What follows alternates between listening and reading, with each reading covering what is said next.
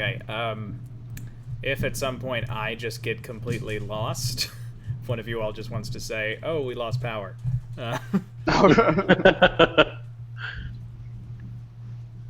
hello, everybody. Welcome to the Sunken World Saga. I am your dungeon master, as this is a D&D 5th edition live stream Dungeons & Dragons campaign. I said D&D and Dungeons & Dragons in that sentence. But this is the Sunken World Saga, as I said. It is a campaign told from the perspective of 4 different groups, each with 4 individual characters. One character... There are 8 players playing, and each of them have 2 characters that are split across those 4 groups. Tonight, it is the second half, or the second session for the Knights of the Order of the Lion's Hope. And we will be having those quick introductions before we do the recap of what happened in that first session over a month ago, I think. So we will just do it in the order that I wrote you all down. Althea, if you don't mind saying your real name, your character name, and your class.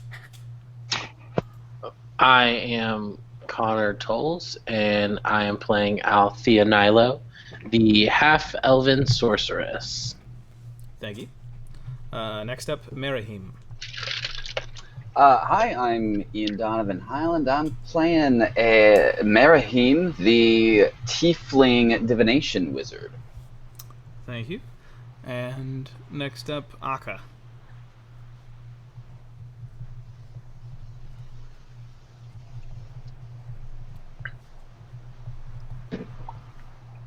You might be muted.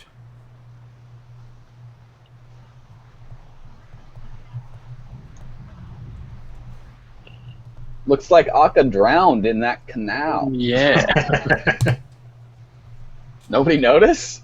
Are you still with us, Nathaniel? Oh, we might have lost Nathaniel to the storm. There's a pretty bad storm here in the location that Nathaniel and I find ourselves in. And shows he's still connected. I don't know. Yeah, he had some internet trouble a little time ago. Don't know if it might have been brought back by the storm.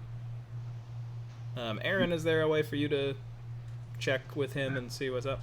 Yeah, I'll text him. And just to introduce Akka, he's a half-orc monk with a skullet. And I'm playing Marcus, who is a halfling druid who doesn't have a skullet. Very important. A real Fraser and Niles relationship. Yeah, exactly.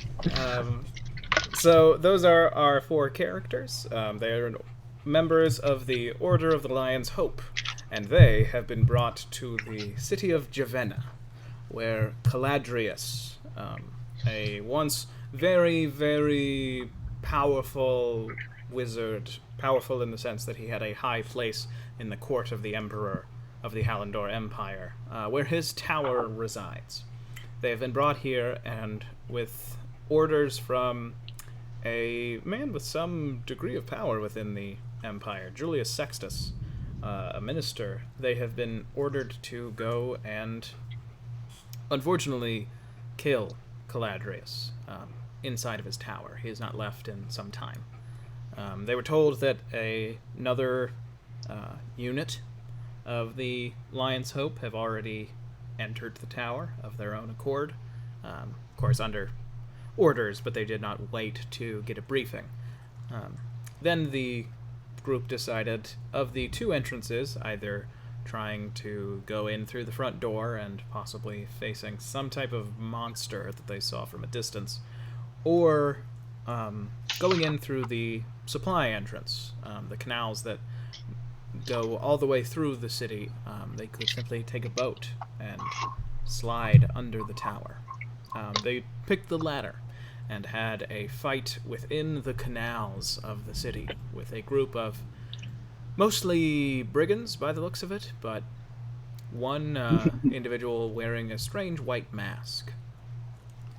And now we go back into the game with Althea, Merahim, and Akka all together in the boat that they started their small trek in. The sort of spot free of the light of the sun above, where the canal goes under the tower. In sight, not in sight because he is underwater, is the Marcopus. Marcus as a octopus. Do we have Nathaniel again? Yep. Okay. This is Nathaniel. He is Akka, as mentioned.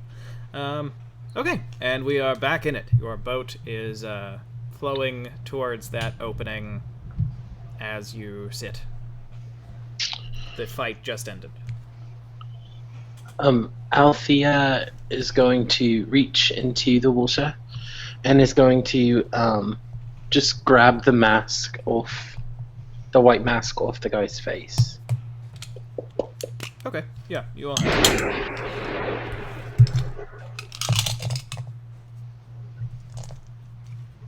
What was that? You all do have the mask. Oh, okay. Is there anything like interesting about it? Is it just a mask? So it is a white mask. It's it looks like it is from a it's like an antique. It seems like it is from a period of the Hallandor Empire that has long since passed, where all theatrical productions were put on with these similar masks that the higher end ones would have been made out of like carved ivory or pearl. This one seems to be porcelain over some wood with like fabric pressed towards what would be going over the face. The markings on it are pretty simple. It's white. It is a very somber expression with a hole for the mouth so that it looks like the person is saying something but being very animated with their expression. And there are a few red lines sort of around the eyes, like one where crow's feet would start that go towards the back, and then one on the forward, just a large red. It's like a V. Okay. Or a U for the place that you are. I'm just gonna put it on real quick, see if there's anything that it does. You put on the mask and see the entirety of the campaign playing out in front of you. No, you put on the mask and it is uncomfortable. It's made for someone with a larger face than you. Gonna turn to Merahim and just go, "Wah!" I'm gonna make a wisdom check. I go. Oh. As a Does wisdom anyone remember Merahim's voice? I think you get to reinvent it. I think it was deeper than it's definitely deeper than Ash's voice. Definitely deeper than Ash's voice. Maybe it's kind of like a Giles vibe. Is it like a? Yeah, it was kind of like highfalutin a little bit. All right. There was some kind of crane blood in you. Yeah. Okay. Well, that was very spooky. That's really close. Yeah, that was. I think that's basically it. Yeah. Didn't sound like any of the characters in Frasier, but that did sound like it. It's the third son that they all don't like. Friles. Ben, I'm gonna swim back towards the boat and attach my tentacles, suction cups, to the edge and kind of like tow it out of the jam that they're currently in. Yeah, you all see a big ass octopus come up and separate your boat from the other two.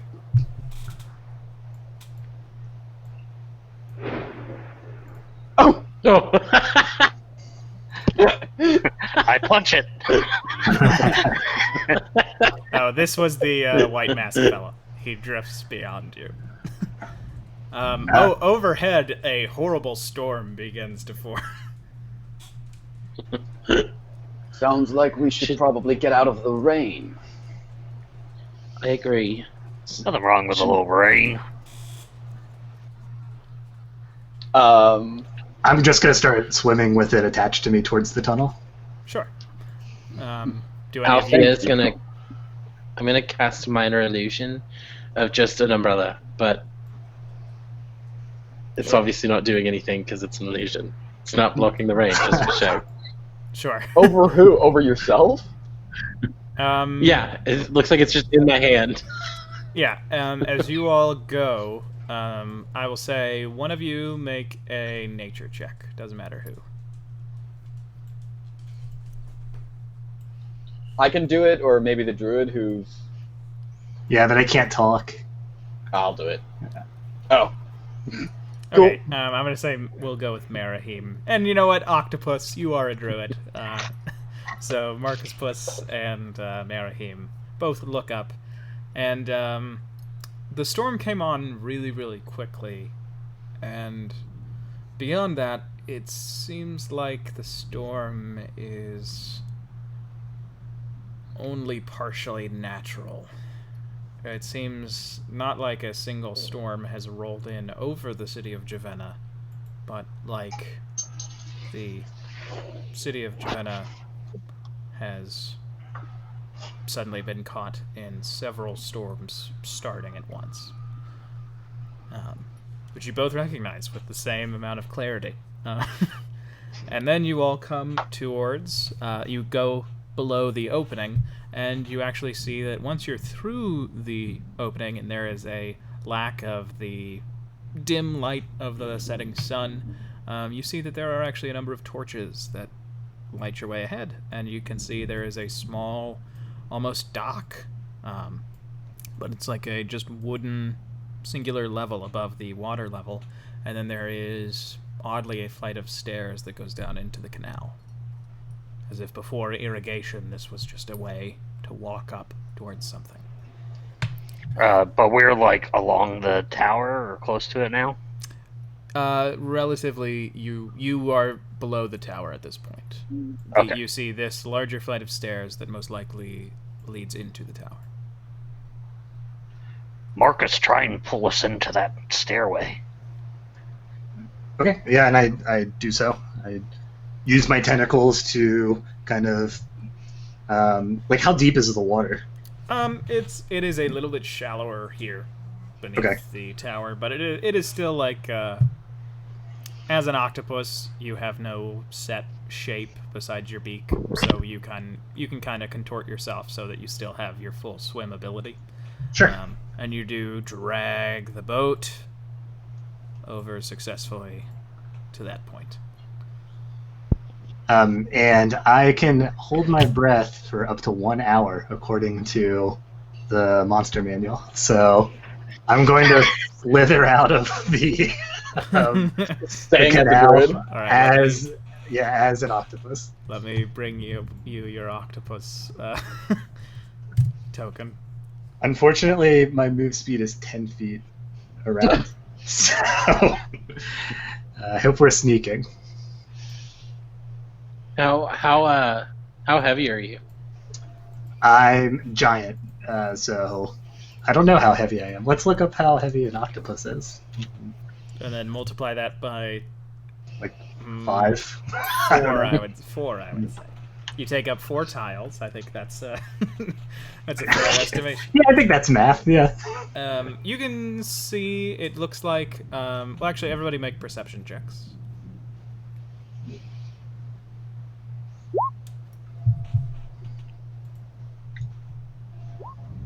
12. 8. Oof. 9. So, Marahim and Marcus, you all can make out that these steps leading towards the tower are very, very worn.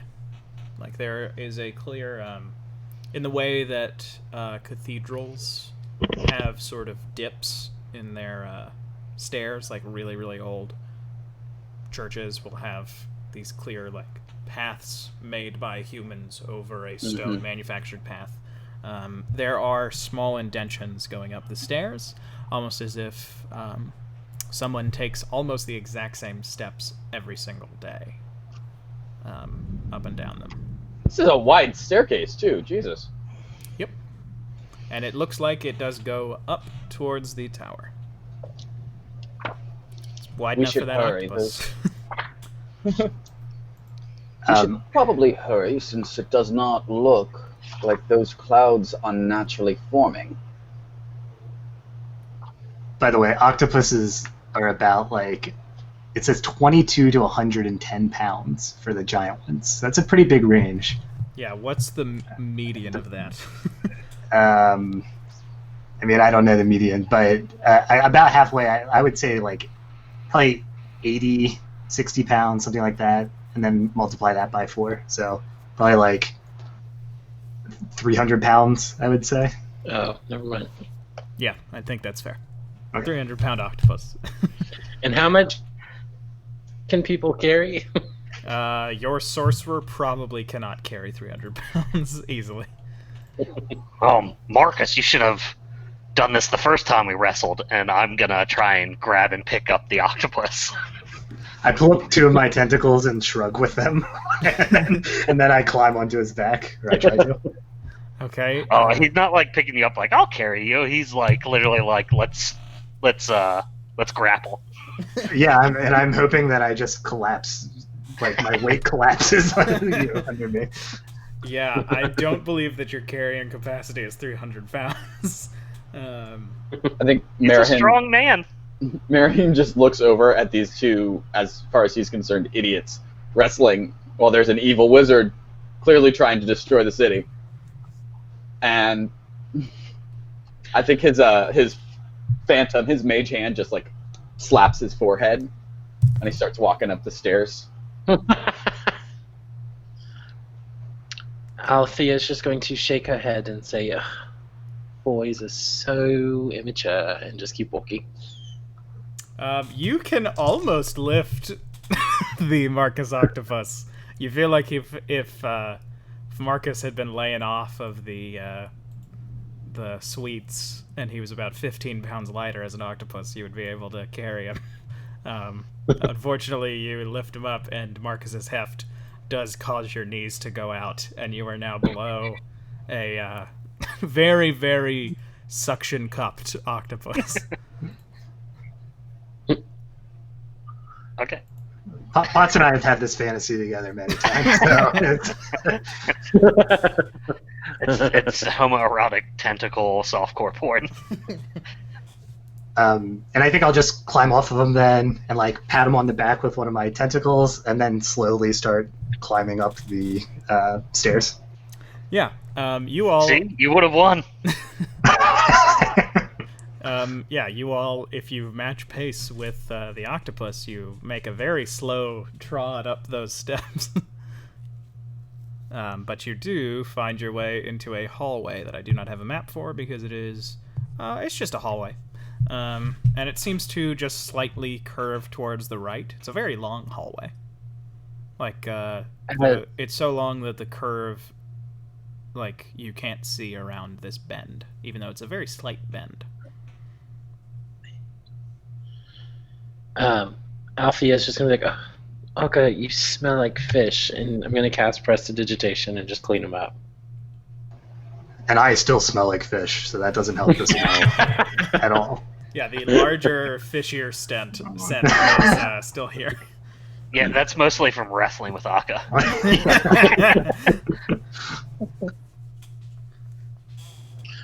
Yeah, and I think that, I mean, I don't know if I'm leading the way because I'm so slow, but I'm definitely going to continue down this hallway. Yeah. You all walk, and you walk, and you walk, and you walk, and you walk, and you walk. And no matter how much you feel like, oh, we definitely did turn to the right slightly, that bend is still ahead of us. Like, there is still a slight bend. It seems like, even though it's such a small bend, we've probably walked in, like, a circle by now. Hold on, Ben. You said this was an unremarkable hallway. Are you telling me there's some sort of magic at work here? Hi, it's completely unremarkable. It's just a hallway. That's all you all have seen upon walking into it. How is everyone making their way through the hallway? As they walk. Bronx? So you said it seems like there's nothing interesting really about the inside of this hallway. Doesn't seem like it. I think Akka's just going to be a little distracted, like looking up at the ceiling, and seems like he's reaching his hand into the pauldron that he ties to his belt and is just playing with Toot Toot, his bird. Sure. I'm gonna try to climb on the walls and see if I can stick to the walls with my tentacles with the suction cups. Okay, which wall? The inner one that curves more extreme, I guess. So the one to our right, I would say. Okay. Everybody else? Althea's probably trailing one finger along the opposite wall. Okay. Mary? Because that's what I do among best events. And Marahim? What's Marahim doing? Did we lose Ian this time? It's a real big storm. It's reached another coast. Yeah. Or another time zone, as I think. Oh, Yeah, it looks like you and, just got dropped out of the call. Okay. Well, I will assume that Marahim is not doing the solution to the puzzle that someone else has found. Are you guys? Can you hear me now? Oh, yes. Marahim, what are you doing? That was so weird. Nobody I was solved like the puzzle. talking the whole time, and you guys kept cutting me off. I thought you guys were just being rude. No, I think Marahim's like investigating pretty much. He knows that this is a wizard's tower, so he's probably looking for anything illusionary that Sure. might trick him off. Make a perception check, just Marahim. And then I'll say what everybody's solution to this little walk has done. Perception, wow. 16? Yeah, so the walls changed once you reached the top of those stairs. They changed from these sort of limestone bricks into a rock that's sort of like marble, but is like a little bit like a dark green marble. And you noticed that at about Marahim is like average height, right? Yeah, he's a normal heighted person. Yeah, just walking along, you sort of start to notice after a little bit of time making this long walk that there is, just like those footsteps up the stairs, there is a thin indent in the sheer stone to your right, almost where your finger would naturally go if you were going to be touching it. And so as everyone else is just doing their normal thing, the octopus that you all are traveling with has clung to the right wall. And Marcus, as an octopus, the second that you are touching the wall, you notice that the bend is actually starting to move ahead of you, and it goes the opposite way. And as everyone else goes, they seem to just move through the wall, and as you continue along the wall, you start to go left. And you all notice that Marcus the octopus is just hanging in the air for a few moments, and then it looks like he is gone. And Marcus, if you just look back, you can still see him. Oh, okay. In that case, I will go back a little further. Do I reappear for them? Yes. Okay. Marcus octopus just comes through the wall. He phases like the T-1000. And when I do that, I guess I'll collapse back onto the floor and then bring up the right side of my tentacles onto the wall and like trace that same line with it and try to I guess that's how I'm trying to communicate that that's what you need to do to. Yeah, I would say that Marahim, you definitely notice that he is poking at that line that you've just noticed. Yeah, I think I'm going to use my mage hand to press that, to hold that indentation and see if anything happens first. No. Okay, then I'll use my normal hand and follow it. And I'll say, everyone touch right here. It seems to be the effective way to get there. Alvia walks over and puts her finger on it. Okay, and I'll just put my palm on it. Yeah, and once all of you have something there and you are actively moving while you're touching it, you see the real hallway, and once you're past the point where Marcus disappeared, you see that the hallway comes to an end about 20 feet away. And like it's a dead end? No. Sorry. Hallway comes to an end into a large chamber that you can see is lit by torches and has the same green marble type texture for the walls. And there seem to be nothing on the opposite walls that you can see from where you are in the hallway. I'm gonna just checking in, Ben. How long have I been an octopus for? I'd say that walk was about... I'd say it would be about only like 15 minutes before your characters would have responded big, so I think you've been an octopus for maybe 20 minutes. Okay. Sounds good. Thank you. No problem.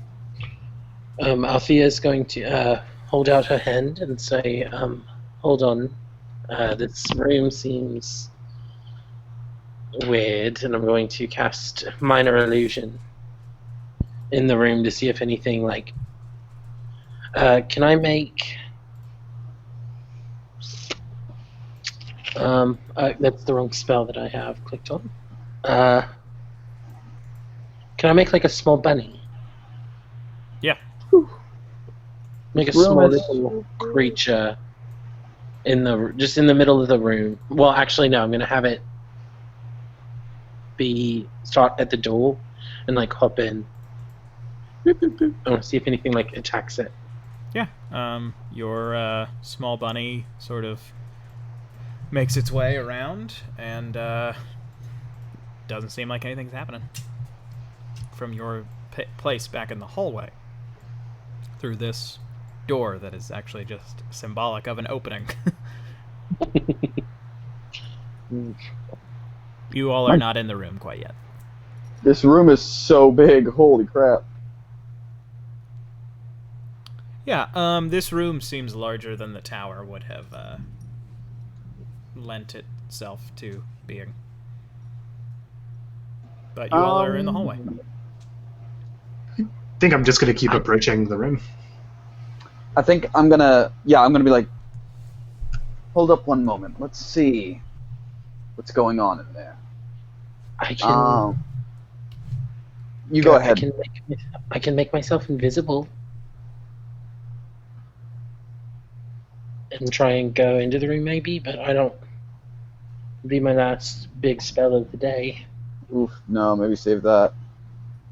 I think that I'll send my mage hand into the room, like to 30 feet into the room, so 1, 2, 3, 4, 5, 6, so as far as I can, just to see if anything like flies out at it. Sure. Yeah, your mage hand goes out into the room. Doesn't seem like anything's going on. Alright. Do you make it like walk around like Thing from the Addams Family? Yeah, it's like on the ground, like kind of slapping the ground as it jumps from like one tile to the next. Yeah, alright. Alright. Well, I'll pull forward, I guess, still going very slowly, and I'll try to pull my entire form against one of the walls, and because I'm an octopus, I'm much smaller than I would appear to be otherwise, I guess, and I'd like to stealth forward. Yeah. Trying to hug the walls. Yeah. Can you make an octopus stealth roll? I can. That's an 11. Okay. Yeah, you make your way. A few times your suction cups go. But you make your way, and you can curl around that opening if you want. Yeah, I think I'll just go in. Yeah, sure.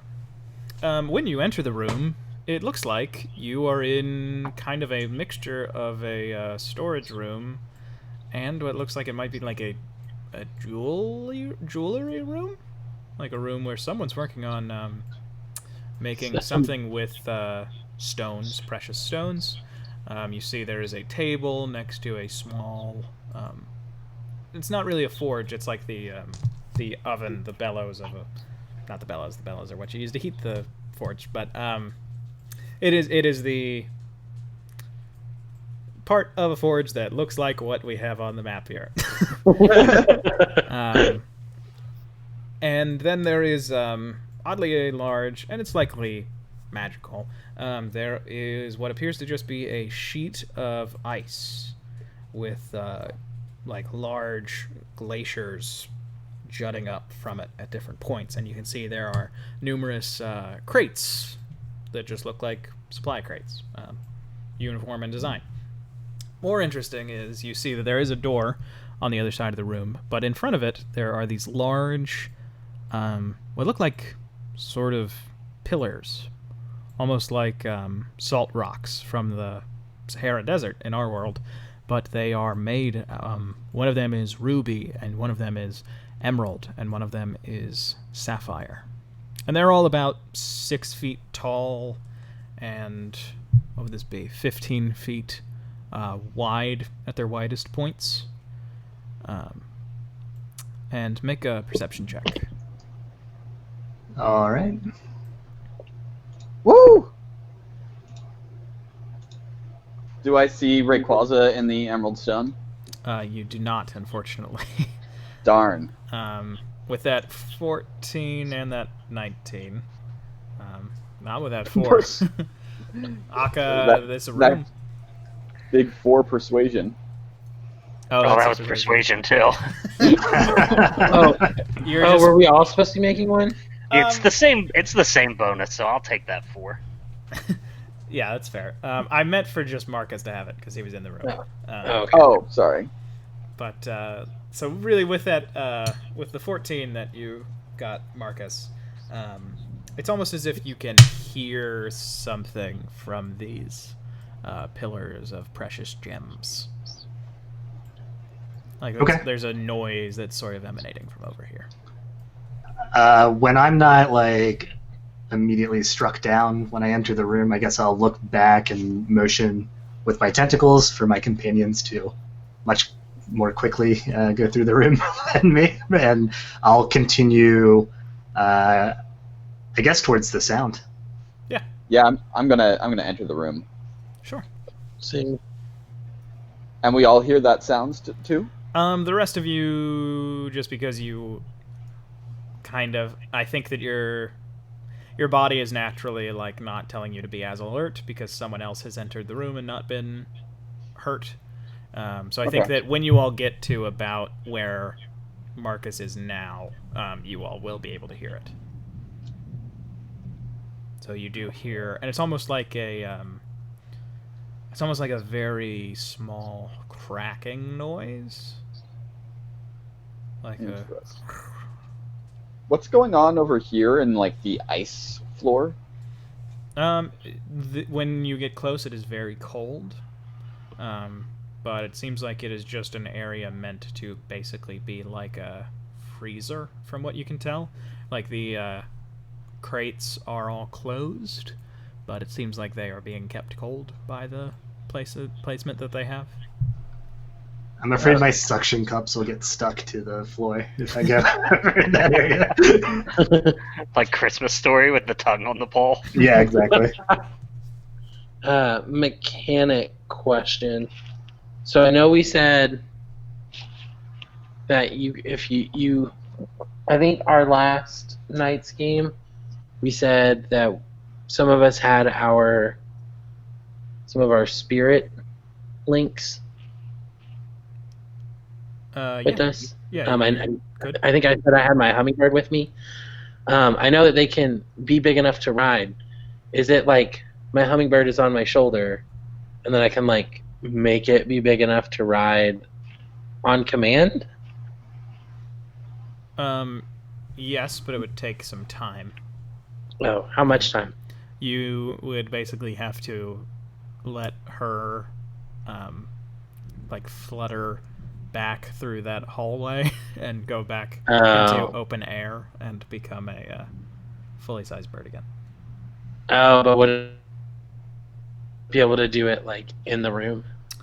Probably not. It's the bird has to Okay, be never mind. the bird has to be in its element to affect a change like that.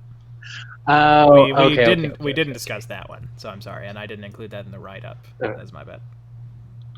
No, that's okay. I did realize though that I have a familiar. I have my crow, my crow with me. So maybe I'll send my crow out to. There's like a thing with Find Familiar where you can like look through their senses, right? Yes. Mm-hmm. Yeah, so I'll have my crow go and investigate these pillars, and I'll try to understand what's going on without getting too close to it. Okay. Your crow flutters over to them. I'm gonna say it goes to the emerald one first. Does it land on it, or is it just like, let me take a look here? No, I don't think. I think it would be more of a like, let's take a look. Okay. I don't think that it's stupid enough to land on something magical. You say that as I'm lifting one of my tentacles up to touch it. Oh my god.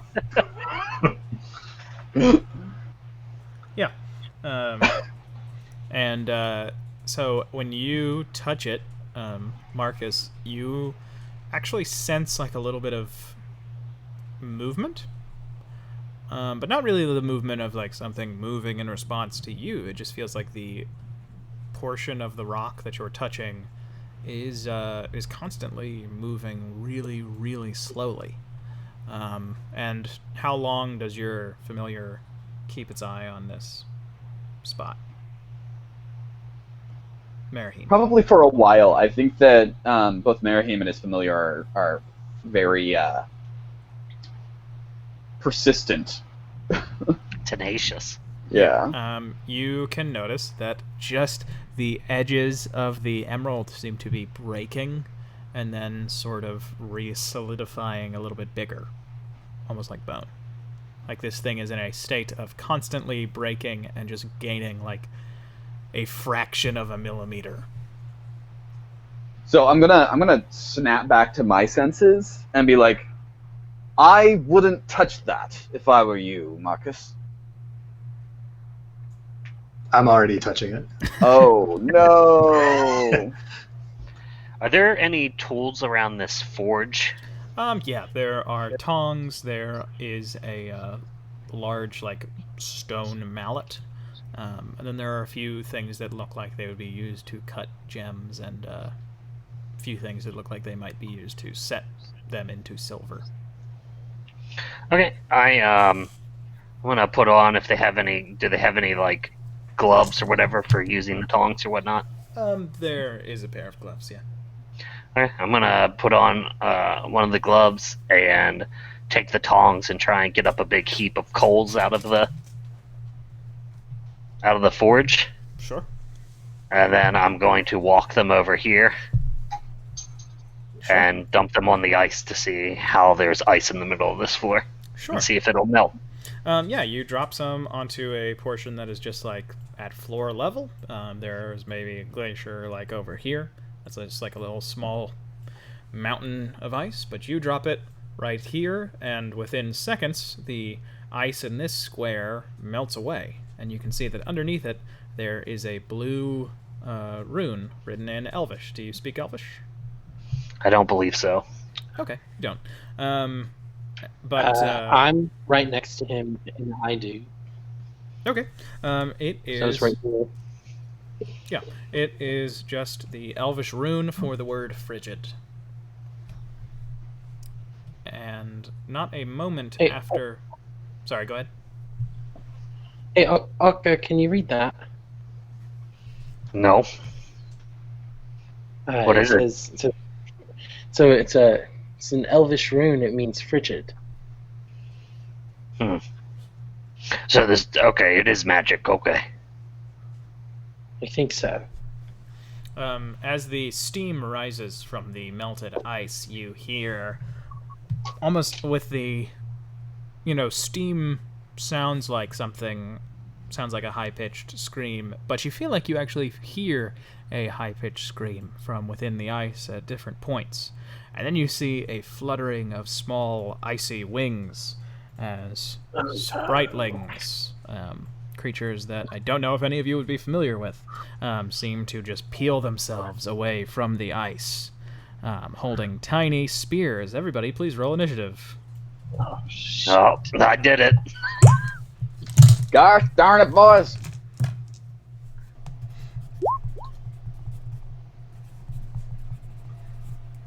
Okay, so... Ooh. Okay, Damn. not bad initiative. Not horrible initiative at all. Not grand initiative. Not grand Budapest Hotel initiative.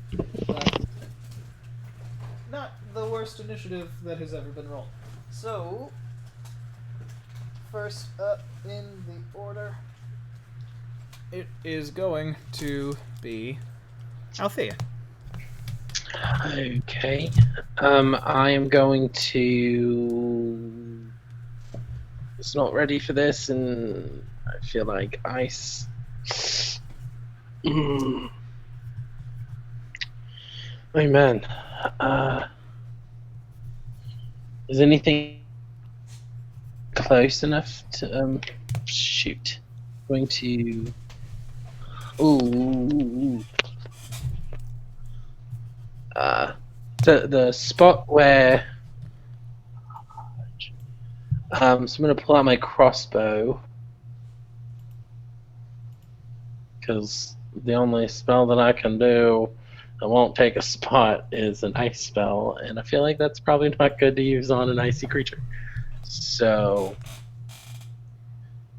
going to grab my crossbow, back up a step, and then I'm going to shoot at, I guess this one. Sure. That is a d20 plus 5, but I don't think I have it as an action ready to do. Yeah, I only put my spells in there, so I'm just gonna roll a d20 plus 5. Oh, so 17 to hit. 17 hits. Hey, okay, so it's 1d8 plus 3. So 7 plus 3 is 10. Okay, and what type of damage? Piercing. Piercing. Yep. Okay, so you hit that And I one think that was for 7 10. damage, or 10 damage. That's right. Yep, and so it's 10 feet, and then I'm going to back up another 15. Sure. This fella, his HP is an odd number, so we're just going to call him bloodied. When you hit it, it seems like you notice that it is basically a small.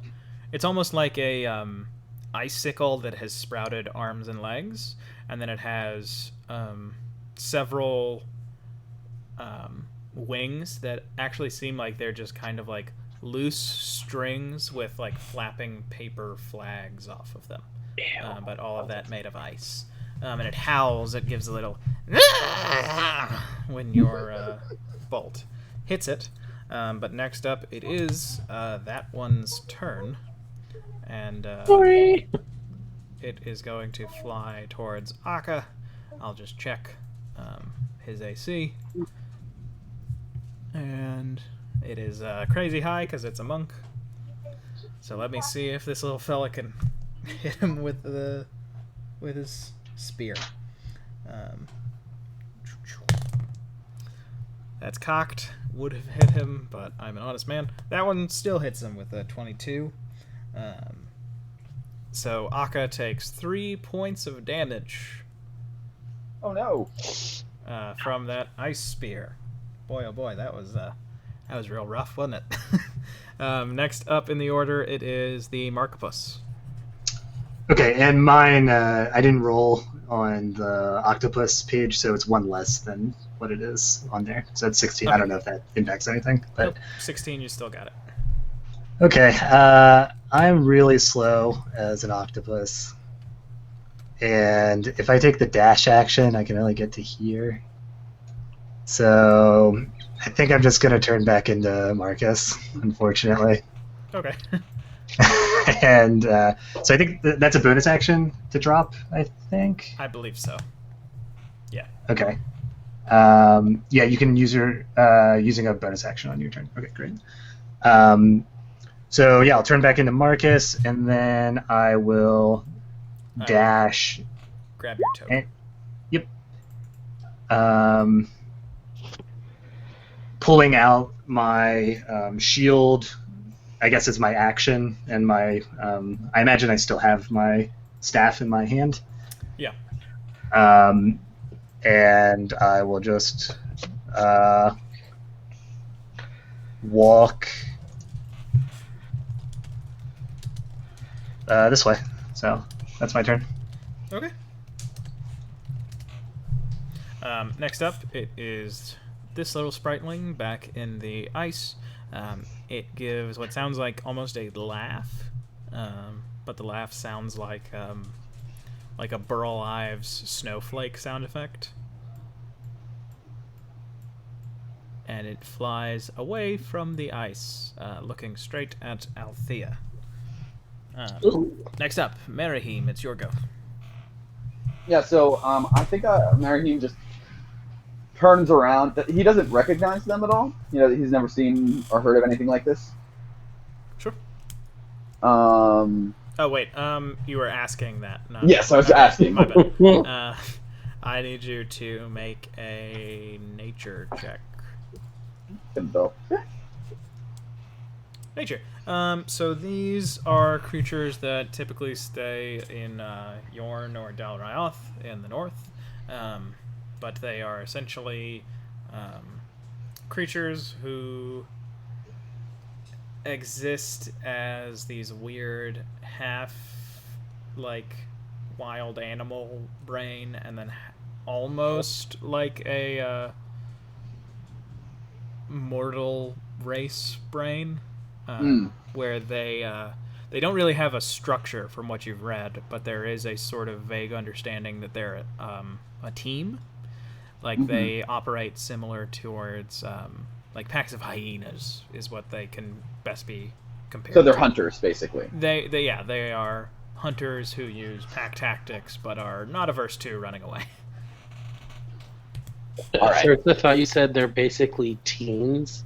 Oh, God, And I was like, oh, we're fighting a bunch of adolescents. Cool. that'd be terrifying, wouldn't it? Those dang teenagers, scary.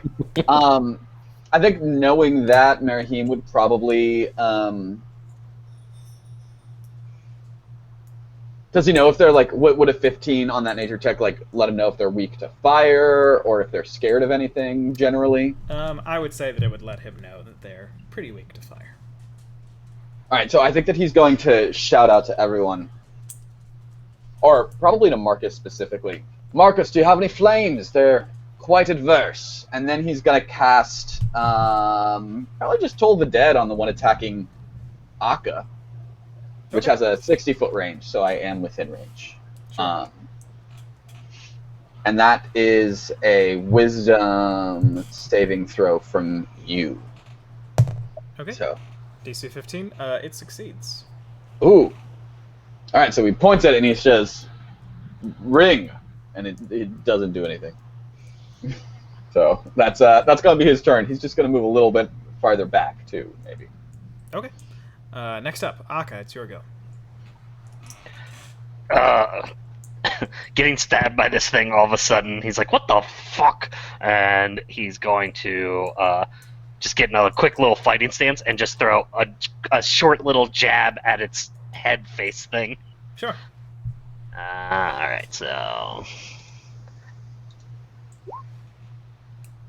9? does a 9 hit? 9 does not hit. You try and pop it. Quick question, just because it's been a while since I looked at it. I can use my martial arts bonus action attack even if I miss with my main attack, right? Yeah. Yeah. Okay. Does a 16 hit? 16 does hit. Does in fact hit. Alright. Does 7 bludgeoning damage. Okay. So when it dodges that first little hit, I just raise my right hand up over my head and just bonk it on top of its head with a hammer fist. It seems like it's doubly effective when you do that. Basically, you bring your hand down, and you know how when your dad teaches you how to fight, he's like, you want to visualize that you're punching through something. Aka, basically, you just punch like through it. Your fist just travels through the ice, breaking it like you're giving a martial arts demonstration. And the ice shatters. And with a yelp, it dies. I need you, as the ice shatters, to make a dexterity saving throw. Oh no.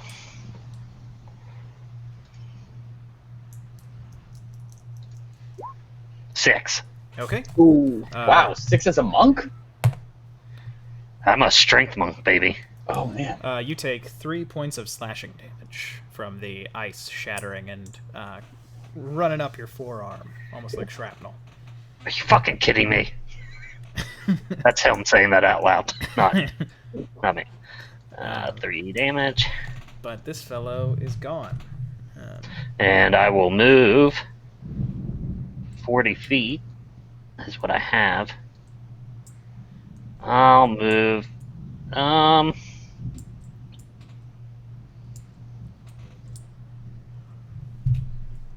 there. Okay. Yeah, you move 40 feet over there. I think that's what I clicked on. Yeah. Then... Nope. Oh, one more. And next up in the order, it is our final spriteling. Moves 1, 2, 3, 4, 5. And it seems to be a little bit like, what's going on? I don't care for this. That's just sort of the body language that it gives you, because it doesn't seem to have any sort of face. And it flutters around for a moment, and you all feel a odd sort of presence as the feeling of the ice seems to expand around you all. More specifically, around Merahim, it seems. Ooh. As a 20-foot fog cloud rises from the ground and surrounds you. Ooh.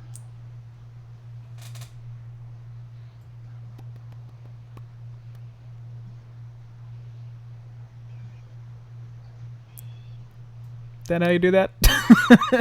Sure. All right. You are surrounded by... Oh, wait, no. Radius. Whatever, that's the fog cloud. You're in a fog cloud. And I'm in a box of cloud. You cannot see anything beyond the fog, and none of you can see Merahim. Which one did that again? This'n. Oh no! Now, just like his one arm, the rest of him disappeared. You did hear that Oh, I know. aggressive comment, Mary. Next up in the order, it is Althea. I am going to run back 5, 10, 15, 20, 25, 30, and then I'm going to shoot another crossbow bolt at this one. Okay. Oh, an 11. Yeah, it just sort of stops flapping its like 20 wings and just sort of falls a foot below your bolt. Ooh. That didn't work. Sorry. No problem. That's all I can do. Next up in the order, it is Marcus. All right. So can I do a nature check to see if these guys are considered beasts, or would I just know that they're not? I'd say you would need to make one. Okay. Just to see if you recall much about them. 14. Sure. They are generally they would be considered beast by the magical categorization. Okay. Yes, that's that's what I was looking for. I was so just trying to make a way to make it make sense, like in world that there's Right. like a grimoire of beasts that exists, and they would be in that. they would be in there. Okay, great. Then I'll say, yeah, nah, Merihim, I don't have any fire spells, but hey, come here, boy, come here, and I'll cast Animal Friendship on the one that's closest. Actually, I don't know if I can. I need to get in range. Yeah, you need to move a little. Yeah, okay, so if I come up here next to Marcus, or next to Akka, I can. And I'll pull out a little bit of food from my pack and hold it out. Come here! Okay. Yeah, and you feel in your mind the spell cortex. You feel as if something has changed, and it feels like the spell has succeeded. Great. And next up, it is that Spriteling's turn, and it swoops towards you and goes up to the food, and with a little bit of caution, it reaches out and sort of takes the scrap, and then just seems to hold it to its body. I'll just go on then. Hello, I'm Marcus. Nice to meet you. It flutters in place. And you see that the food that it was holding has started to get frostbite and seems to kind of be shrinking against it. Oh, that's interesting. And is that your turn? Yeah, I mean, I guess all I wanted it to do was come towards me, so it's considered charmed now, I think. Okay, yeah. Next up, Merihim. Yeah, I think Merihim, hearing Akka's rude comment, goes, "Oh no, the fog! I can't escape!" and starts to examine the little stones on the table. Sure, just taking a look at them. Yeah, I want to see if he's like because they each kind of match up these stones, right? Yeah, and what's there? It's like a pile of them. It's not like just one single one. Okay. You would have to get pretty close to see them with the fog. Yeah, I'm pretty much as on top of them as I. But you're just think I can looking get. them over. Yeah, I guess I'm like trying to see if there's any magical influence on them. Make a Arcana check. Okay. Oof. Them some rocks. Ah. But Well, you're- these are just rocks. But you're just looking. Yeah. Okay. I guess he would. If he was touching them, he'd be using his mage hand. But So yeah, I guess. Do you do that? Yeah, sure. I guess he would do that. Sure. Which one are you looking at the closest? I guess a ruby. Cool. Still don't really notice anything about him. But you all start to hear something towards that ruby. When you say towards that ruby, you mean the one that he's picking up? Nah, the ruby pillar. Oh, okay. What is it that we hear? Those sounds of slow movement and cracking is a lot louder and a lot faster. Does it sound angry? No. I mean, all cracking sounds kind of angry to me. of rock and ice, but you all just hear loud crackling noises. Like that. Oh, this guy would be there because he was going over to Marcus. I'm sorry. Is that your turn, Merihim? Yeah, I think he'll. Maybe he'll send his hand with the rock in it, just like out of the fog, just to kind of see what happens, and that's his turn. Sure. You all see Merahim's hand bring a ruby out and floating over there, and it's floating over there. Aka, it's your turn. Sorry, Ben, real quick. Did you do a wisdom saving throw for the creature? Yeah, I did. Okay, great. It failed miserably. Gotcha. Okay. Well, since he's playing dog tricks with this one, Aka is going to run over to the other one. I'll do that 30 feet. And try and give it a good hook shot with my hand. Sure. Does 13 hit? 13 does hit. Alright, that does 7 bludgeoning. And you feel that it does more than 7. And it becomes bloodied. Okay, I'm gonna use martial arts and do an offhand attack. Sure. 24 hit. Does hit. And that one does 6 bludgeoning. Yep. And actually what I'm gonna do is after I swing at it with my one hand and it starts to flip around in the air, I'm just going to throw my foot up and like punt it. Yeah. Like from underneath, just catch it however it's facing. Whenever my foot comes up, it hits it. Yeah, you just bring it up, and what you were thinking would send it flying instead just breaks through the ice, and I need you to make a dexterity saving throw one more time. Yeah.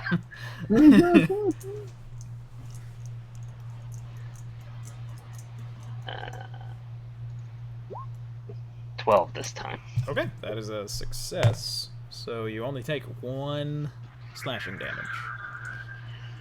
Okay. Okay. And, that one caught me in the knee. And for a moment, you all are out of combat. For a moment. Because all that cracking noise, you see the ruby now is beginning to move noticeably.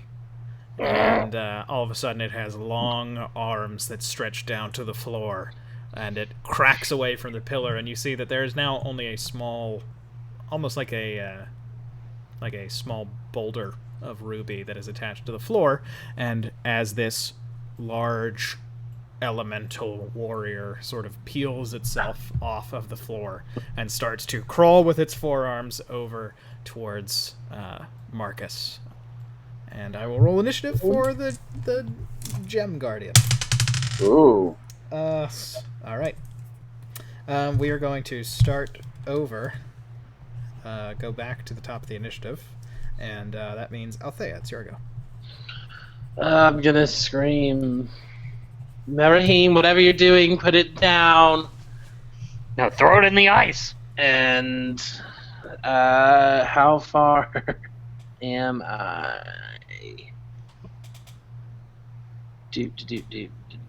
Okay, he's within range. Oh my gosh, he's so massive.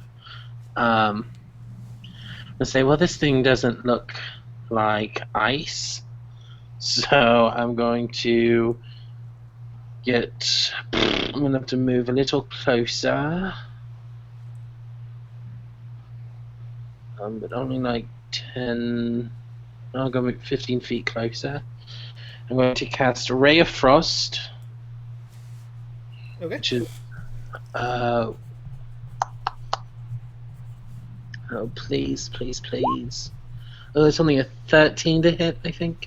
Yeah, that one does not hit it. Or it does hit it, and it seems like it just kind of shrugs it off. Ugh. Well, I'm going to move 15 feet back.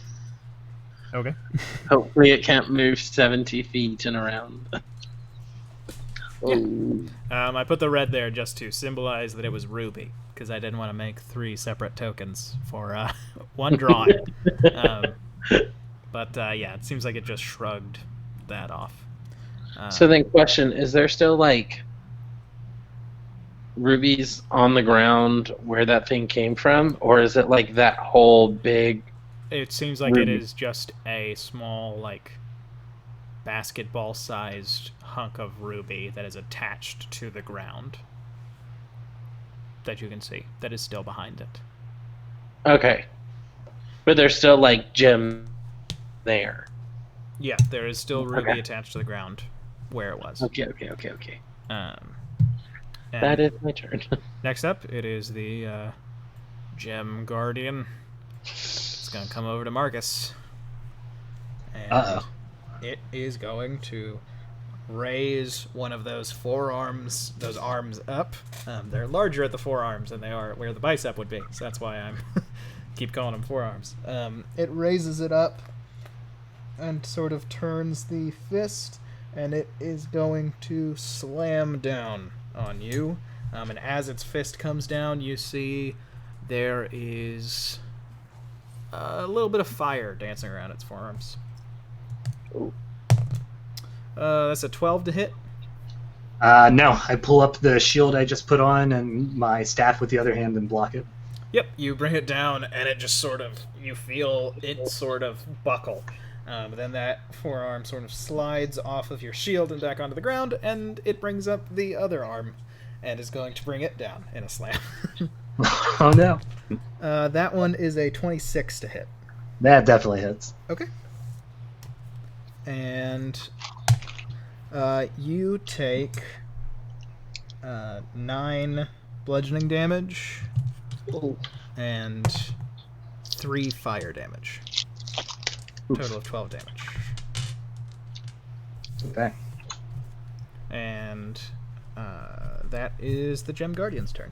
Can you make a concentration check? Or is it's not a concentration spell. That's It right. lasts for 24 hours. Nice. So, Your Spriteland buddy looks kind of pissed at what just happened. It is your turn now, Marcus. all right, I guess I'm looking at it, and then I'm looking back at the Spriteling, and I say, you might want to get out of here. It's pretty big and hot. And I try to like shoo away the Spriteling, and then I am going to, with my bonus action, I guess I'm going to try to rifle through my pack for a shamrock and a little bit of mistletoe, and I'm going to grind it into my staff and then cast Shillelagh with my bonus action. Nice. And then with my standard action, I'm going to strike it with the quarterstaff. So. Sure. Before you do that, can you make a persuasion check? Yeah. For your little buddy? 19. 19. Okay. Seems like it has taken that to heart. Now, if you don't mind making that attack. Sure. With your And that's 16 to hit. Ooh. Yeah, that hits. Okay. And it does 13 points of damage. Wow. Okay. Oh my Is that a god. max? Yeah, nice. And that's considered magical damage. I don't know if that matters. I'm going to tell you a little DM secret. It does. This is, I would love it for that, him telling the Spriteling to get out of here. I would love it if we had any fans so we could get some Harry and the Henderson fan art. A little half like, God, you don't belong here. can't you see we don't want you? Okay, but that is Marcus's turn. Next up, it would be the Spriteling. And the Spriteling, kind of sadly, goes over here. Back towards the ice. And just sort of flutters to the ground. And once it stops moving, you all can't really see where it is. Next up, Merahim. So I still can't see this thing, right? Nope, but you definitely heard something. And like each Yeah. time it moves, each time one of its fists hit the ground, you all hear boom. Okay. In that case, I feel like I'm probably gonna come out of the fog, and then I see it. Right. Yeah. Um. And then you step back into the fog. Let me ask you this. Would he failed his Arcana check. So I think he would probably just shoot at it with a Ray of Frost. Okay. What does a Ray of Frost do?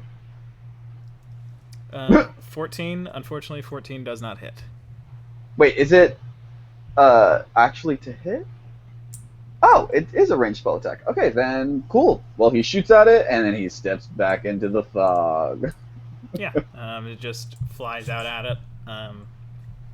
Sails past it. Next up, it is Akka's go. Akka's turn. Okay. The Gem Guardian definitely took note of Merihim shooting at it, in a way that it didn't seem to do for Althea. Wait, what about me? The Gem Guardian didn't seem as concerned with you when you shot at it. Okay, I'm going to move 40 feet to here. Then I will use my action to move again, my standard action. Okay. And I will come here and snatch up those rubies that he moved. Yeah, it's just one. It's just one ruby. Okay, that ruby that he moved. That's an extra 5 movement, so now I have 35 movement.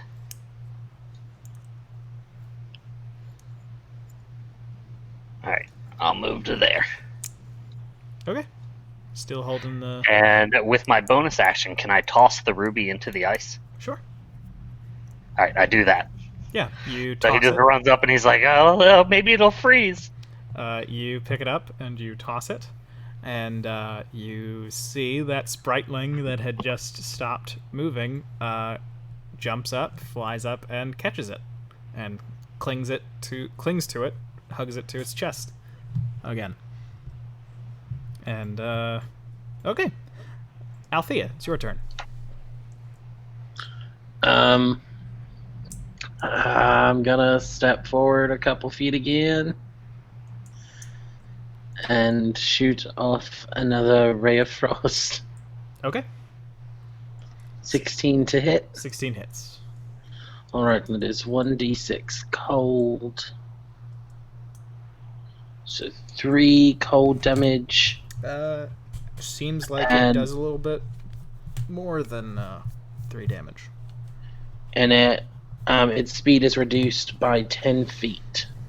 Okay, nice. Then there we go. Next up, it is its turn. Oh, and I'm gonna move 15 feet back. Sure. It is its turn, and it is going to move right here, and then it is going to bring up one of them fists and slam it down on you, Marcus. Oh god. That is only an 11. Okay. I block again with my shield. Yep. And then it moves. And I forgot to mention, so we'll say that it happened after you moved back into the fog. The fog dissipated because the spriteling who cast it is dead. But it gets over to you, Merihim, and it lifts. Ben, real quick, do I get an attack of opportunity? Yes, my bad. You do get one. Okay. So I'm gonna shillelagh it in its butt 26 and hits. 6 bludgeoning magical. Oh, its butt's harder than its face, apparently. Yep. And you hit it, and it goes, but like in a rock voice. And then it comes over to you, Merihim, and it lifts his fist, and you see fire dancing around his arm.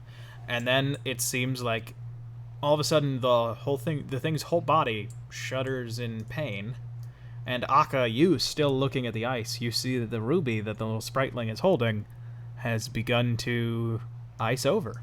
Like it's getting frostbite and is shrinking.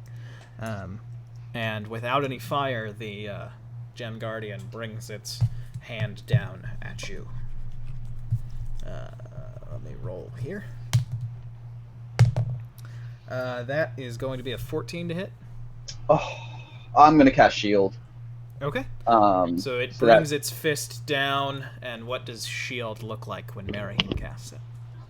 I think that it's just this like burst of blue light just springs around him, and it's like a spider web barrier, basically. Yeah, nice. Um, Cool. Yeah, so Okay. there we go. Down to 2 damage. Okay. And it seems like it just sort of like a spider, like something falling into a spider web. It sort of seems like there's some give when it hits that barrier, but then it kind of like bounces back up. like elastic.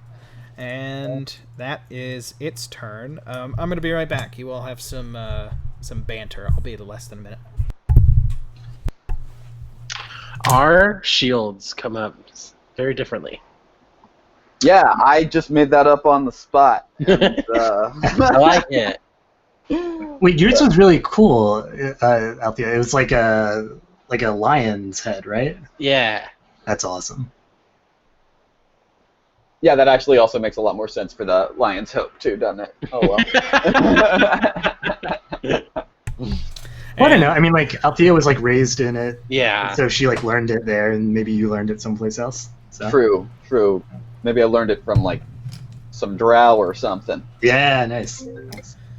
I mean, maybe you learned it from drow, or maybe they don't... no, they exist because they're horrible? No, they do exist. But probably will never come up. Literally and figuratively. So that was its Next turn. time he says, "What do you do?" I say, "I look for drow." I start digging. Marcus, I hope you have some kind of a mole or something for me. Next up, Marcus, it is your turn.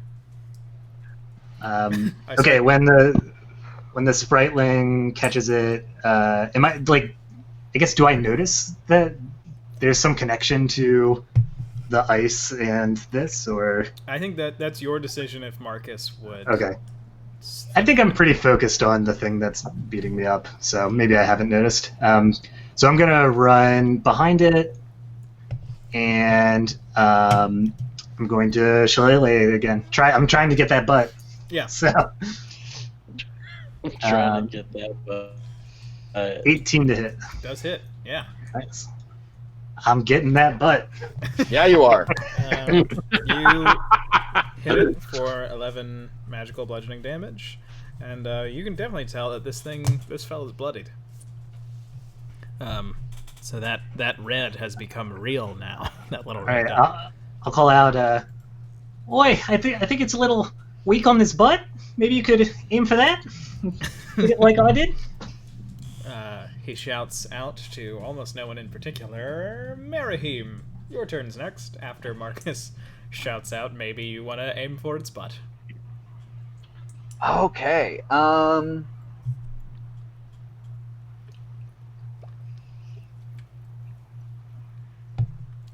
think. Yeah. Okay. Merahim looks at it. Does he like kind of get the vibe that he sees that it's like in pain, right? Like it doesn't have its fire. You can tell that whatever it was that was giving it some extra oomph when it hit Marcus that time doesn't seem like it's here now. Okay. Are there more rubies on the table? There are, yeah. I think he casts Ray of Frost on the rubies on the table. Okay. What specialty is Merahim? Divination? Got it. Okay, you cast Ray of Frost on the rubies. It is an automatic critical. Do you do it from where you're standing right now? Yeah. Describe how you cast it. So I feel like for Merahim, he like traces a ruin in the air before him, and then just kind of. I'm pretty sure this is just normal like semantic spell, but yeah, he like traces a ruin in the air and then just says an infernal freeze, and a blast of cold air just shoots down at the tiny rubies. Okay, so it goes from above the rubies down onto them? Yeah. Okay. Yeah, you do that. Nothing seems to happen. Yeah, you do that. Nothing seems to happen. Okay. That's your action. Do you have a bonus action you want to do? I think as my movement, I'm gonna crawl under the table. Okay, yeah, you have successfully crawled under the table. So you are prone, but you are beneath the table. Next up, Akka, it's your go. Alright, I've been instructed to go for the butt.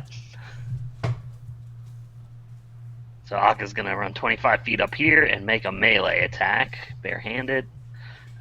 He's gonna like run up and basically just like Superman punch at it. At its butt, yes. Yeah, well, I mean, he's going for that good fleshy part on the upper butt, you know? Like really get some cheek. Yeah. Does a 9 hit? 9 does not hit, no. Okay. I hit it, but I just land and then I'm like, ow! And I wave my hand like Jackie You got the Chan. Jackie Chan. And I will martial arts to attempt to bash it with my elbow. Does a 10 hit? 10 does not hit. Oh, my elbow hurts too. More Jackie Chan shenanigans.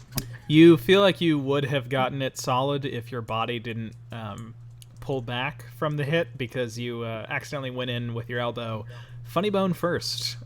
Ooh. So you just feel real uncomfortable. Hiya. Now we go back to the top with Althea. Alright. Althea is going to... Is there any way that she could get a bead on his butt as well? I would say that where his legs are is his butt. So, in terms of this. So if I were to move here, would I be able to see his butt? Yep. Alright, then You I notice will that his move- butt is giant, red, and glowing like a Mario boss. But that's just because Marcus keeps hitting it. I think we need to add a new Status blurb. or just a new like what thing are you playing to Twitch and just make it butt play. And Althea is going to also cast Ray of Frost, but here again is where mine and Marahim's differs. Because how she casts it is she makes a finger gun and looks down her finger and just says, pew! And a bolt of blue comes shooting out of the end of her finger. Sure. Yeah, go ahead. Just money shot that butt crack. Right in the butt. Oh, damn.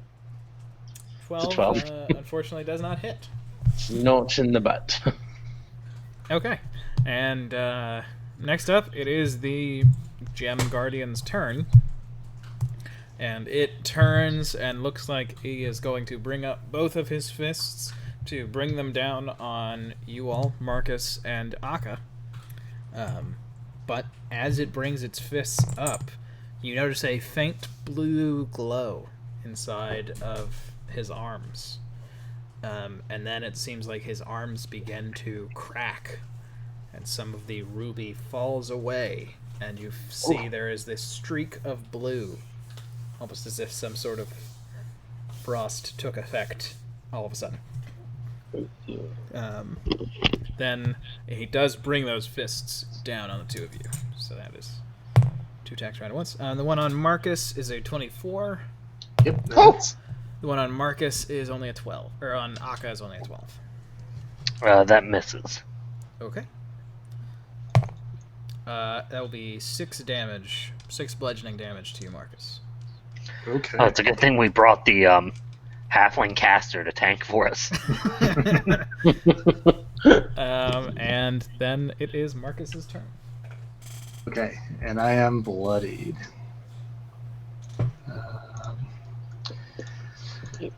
And I guess I'll cry out when he hits, and I say, "No, Eka, like this!" And I'll run around behind him and shillelagh him again. 17 to hit. Yep. My God. That it? You are tearing that Are ass. you like in a fraternity or something? The way you're just like paddling his butt. And that's 12 bludgeoning. 12 max 12 bludgeoning. seems to take effect, and he does not seem comfortable. I thought this was about networking. Next up, Marahim, it's your turn. He just I guess says, from like underneath the table, Marahim is just going to trace out the ruin for Ray of Frost and take a shot at it. I guess Yeah. at its butt. Ranged spells, I think, still have disadvantage if you're prone. That seems Oh, they do? Seems like a weird thing for spells. I'm pretty sure. Aaron, do you know on that one? I can check real quick. It just says disadvantage on attack rolls. So if it's considered an attack roll, then it would be disadvantage. And I think it is, right? It's like a spell attack. Yeah. So, yeah. Yeah, you roll to attack with Ray of Frost. Okay, yeah, then that'll just be with disadvantage if you stay prone. I mean, I'll just crawl out from underneath the table then and Sure. stand up. Is there enough space for me to stand up here? Not behind it. You'd probably have to go out in front of it. Okay, then I'll stand up here and I'll shoot it Sure. with Ray of Frost. There we go. Okay. How do I do that? Where won't you let me? There we go. 18 does hit, and you feel like it does more damage than it normally would. As you spike that, you cut that rune into the air with your hand, and then from where the rune was, a just dash of cold air flies towards it. And it is on its last legs, is our gem guardian friend. Akka, it is your turn. Oh, you mean like this? And I will make an unarmed attack against it. Does a 17 hit? It does. Nice. There we 7 go. bludgeoning as I kick it between its stubby legs and wrap it all the way around so that my foot hits it in the butt. Okay. Seems to have not done normal damage when you do that. Seems to have been a little unsatisfying when you hit it. I don't think you hit it. Not in its butt. I will attempt to do it with a martial arts unarmed or bonus attack. Yep. 9, unfortunately, does not hit. I get really frustrated, and Akka just like tries to headbutt it right in the square in the chest, and Yeah, it just houses it. Like, it just doesn't move. But it's not even like I'm like dazed. It's just like literally like a stalemate where like just my head stops instantly and doesn't bounce off. Yeah. Next up, Althea. Gonna say, I hope this works this time. Finger gun up. Pew! Dang it! 13 does not hit. Another friggin' 13. I... Sorry, guys. I know we have not had Underperforming good today. rolls on attacks. No. For an elite group of knights, we're like not great at fighting. Well, yeah, I mean we have like +6s and +7s everywhere, and we're like barely rolling over 10. Yeah, I mean... I don't know what only- you guys are talking about. I'm doing pretty well. No, but the thing is that you keep rolling, like, 8s and 10s and 11s. It's just that your shillelagh gives you +7. Yeah. Well, no, we had like his Ray of Frost has +7, Yeah. but he only got 13 because he Well, rolled a 5. everyone else is rolling, like, 4s and 6s and stuff. And the damage that we do roll is like average low as best. Like that shillelagh is the only thing that seems to work. Maybe we should all just leave him to you. Can Anyway, you shillelagh our weapons? I figured it out, though. You just gotta hit him in the butt. That's the weak spot. Anyway, it's the Gem Guardian's turn, and he steps up and is going to again slam down on Akka and Marahim at the same time. Okay. So, Marahim Bring it, first. Blood Boy. That is a 15 to hit. Against who? Marahim. That'll hit. Okay. And only a 12 to hit against Akka. So I don't believe that hits. You're 17. It does not. Okay. Maximum damage, though, on Marahim, 11. Jesus. Woo! Lucky them forearms shrank, because it used to be bigger. That is its turn. Next up, Guess it doesn't like those butt play if it shrank. Marcus. All right, I'm going to take a 5-step forward, and it's been working so far. I'm going to this time I'm going to stab with my shillelagh right in its behind. 23 to hit. Does it? Oh my god. And I'm just knocking him out of the park. I'm skewering him with this. It is like it's like when a anime has a baseball episode and one of the strong guys hits it and like the ball just keeps spinning on the bat.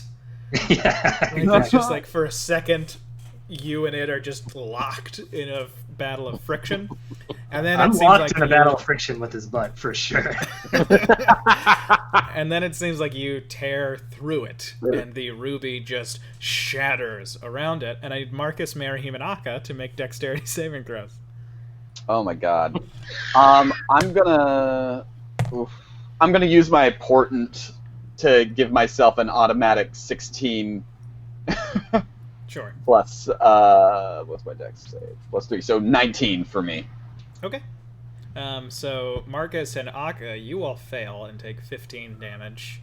15? Marahim, yep, 15 slashing damage, and Marahim, you take 7 slashing damage. I go I down. have 2 health.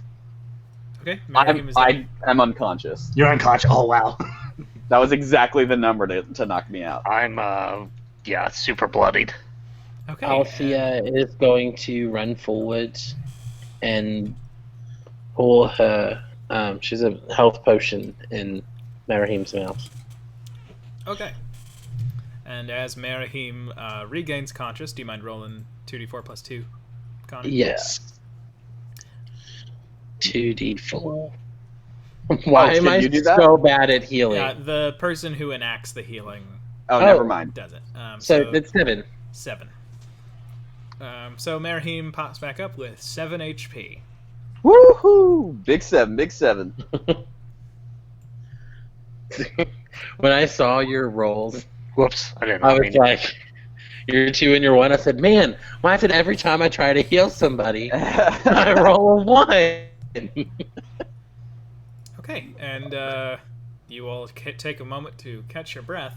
As we take a moment to catch our breath, we'll be back here at... I don't think we need a... Do we need a full 10? Does anybody have something they No. need to do to take a full 10? Nah. No, I don't know. I could use a 5, though. Yeah, let's get back here at 7:45. Okay, cool. Sounds good. I just realized that this whole time I had a fucking familiar that could have been giving us advantage on everything. But there we go.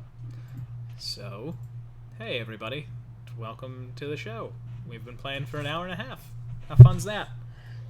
Whoop, whoop. PetSmart wants you to know that your dog can get a Thunder shirt for free if you walk in and say, "Excuse me, my dog played Eddie in Frasier."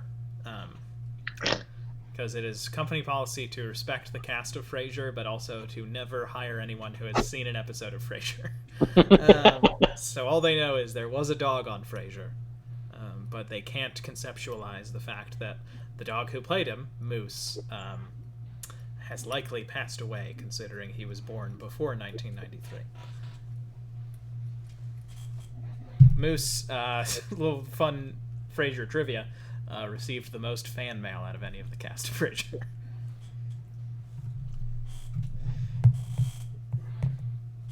Hello.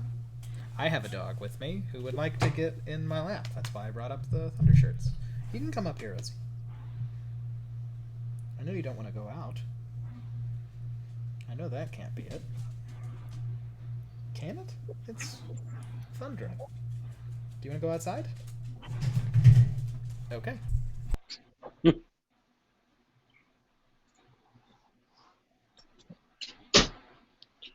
I always love hearing how people describe their spells. as opposed to how I think my spells are being cast. I know, right? I think that's probably my favorite. Yeah, so different. Well, it's also like I think of Merahim as a much more traditional wizard guy, whereas like Ash is just purely, instinct with how he. Yeah. So it's like I feel like Merahim, all of his spells look a little bit different because he's learned them from like studying how other people cast magic. Yeah. Yeah. So like Ash is just like, if I point at it, I can shoot a bolt of magic that way.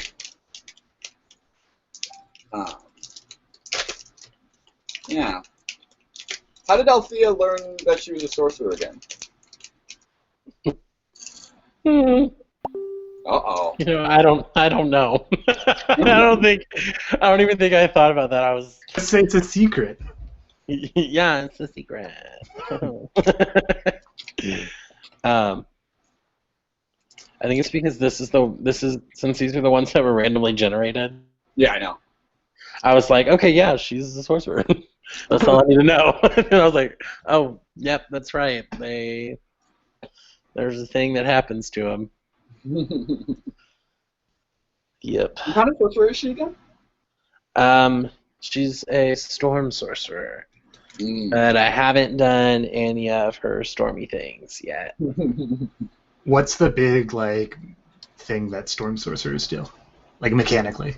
So one thing that's really cool, I think, with her, which I think is the only thing that she can do at the moment, is when I cast a spell of first level or higher, I can then cause wind and air to surround me and lift me off the ground and move me 10 feet away, and it doesn't provoke attacks of opportunity. That's awesome. Yeah. That's really cool. And it's a bonus action, so I'm really excited. Yeah. I haven't got the chance to do it yet. I almost did it while we were in the fight on the boats. On the boats, because I was going to try and lift myself off one boat and go onto the other and That's then fight awesome. somebody. Yeah. But then I think the person who was on the boat that was closest, the next time it got to my turn, was dead, and I was like, okay. Yeah, that boat was sinking too, I Yeah, think. So. it's like, yeah, never mind, not going to do that. That's awesome, though. Is it like you can do that anytime you cast that spell, or is it a certain number of times a day? It's any time I cast a spell of first level or higher. Cool. So yeah, at the moment I could do it 7 times. 7 times, yeah. Yeah, because I have 4 first and 3 second. But I don't have that many at the moment. Right, sure. Yep. That's cool. How many spell slots do you guys have left? Oh, I've got basically all of them. I have 5. 1 second and 3 first. Yeah, I've most of mine too, but I chose all support spells. So Oh no, so did I! Yeah. I almost did the Divine Soul and was going to be a support. That's my favorite. Sorcerer. That is my favorite spell casting thing in the entire game. Is the Man, I could have had DM's favor Divine if I Sorcerer. did that. Dang it. I just think it is the coolest idea, and it is, I think, the most built into the specific way that D&D handles its world. Yeah. It only works in the cosmology of D&D, so we would have had to use some work to work it into this world's system. But The Divine? yeah, but that would have been cool, I think. But yeah, that is my favorite. It has my favorite features and my favorite stuff to do. Really, Sorcerer is just what if you were this magic class, but had way more spells? Because all of the individual classes are basically just a subclass. It is. Wait, is that really how Divine Soul works? No, Divine Soul is you can basically have like cleric spells built on top of your sorcerer spells. What? I mean, it's basically just like sorcerer that can heal and that's only the way Yeah. the way that I've built characters that I've never gotten to use. But it is 7:46. Are we ready to jump back in? Yeah. I don't know. Is Pots back? Doesn't sound like it. Okay. So we will wait for everybody to be back. Yeah, I am not certain that we will get beyond this little storyline tonight, but I think that is fine. I think it's better to go at a natural, more casual pace. Cool. Sounds good. I need a rest. Ooh, I'm sorry. I tried to block the mic whenever I sneezed. So I hope that wasn't too loud for anybody. No problem. It's ASMR. Sneezing ASMR. Speaking of ASMR, how do you pronounce the class or the race? I do it differently based on the character who's saying it, but when I'm saying it, I say Ozamar. So I've always said ASMR. I've heard some people say it as Ozamir, which is that sounds more angelic than Ozamar. But I'm from the Midwest and the South, so I say Ozamar. Asmar. I've only ever heard it as Osmar. That's how it's said in this world. Yeah. There's 2 votes. Majority rules. Nathaniel is back. You all are in this room. You've just defeated a gem guardian of Ruby. Hey, hold on, wait. There's 5 of us. You said 2 votes is majority rules.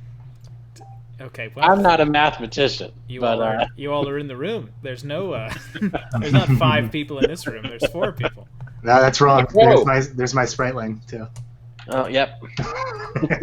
Well, it's not people. It's a beast. That's a good point. And I'll say, yeah, I'm pretty buggered after that fight. Maybe we should take a breather here, learn this guy's name, and I point to the spriteling. I think that might be for the best for all of us, yes. And I'm fine. I want to take a short rest, is what I'm mechanically saying. Yeah, Akka's gonna sit over here against the wall, and his way of meditating is to snooze. Nice. So he just stretches out his legs and leans against it, and it's just like. The power nap. Yeah. I guess during my break, I'm going to cast Speak with Animals. And I'm going to just continue to talk with the spriteling and be like, yeah, so anyways, my name's Marcus, and what brings you here? What's your name? This one has no name. Oh, well, you kind of look like a Steve to me. What is Steve? Well, it's just a name for people. You're not really a person, but I think you could still have a name, like Steve. Steve. Yeah, Steve. it fits you. Steve thanks you. Well, yeah, no problem. So what are you doing here, Steve? Steve was born here. Yeah? And how's it been?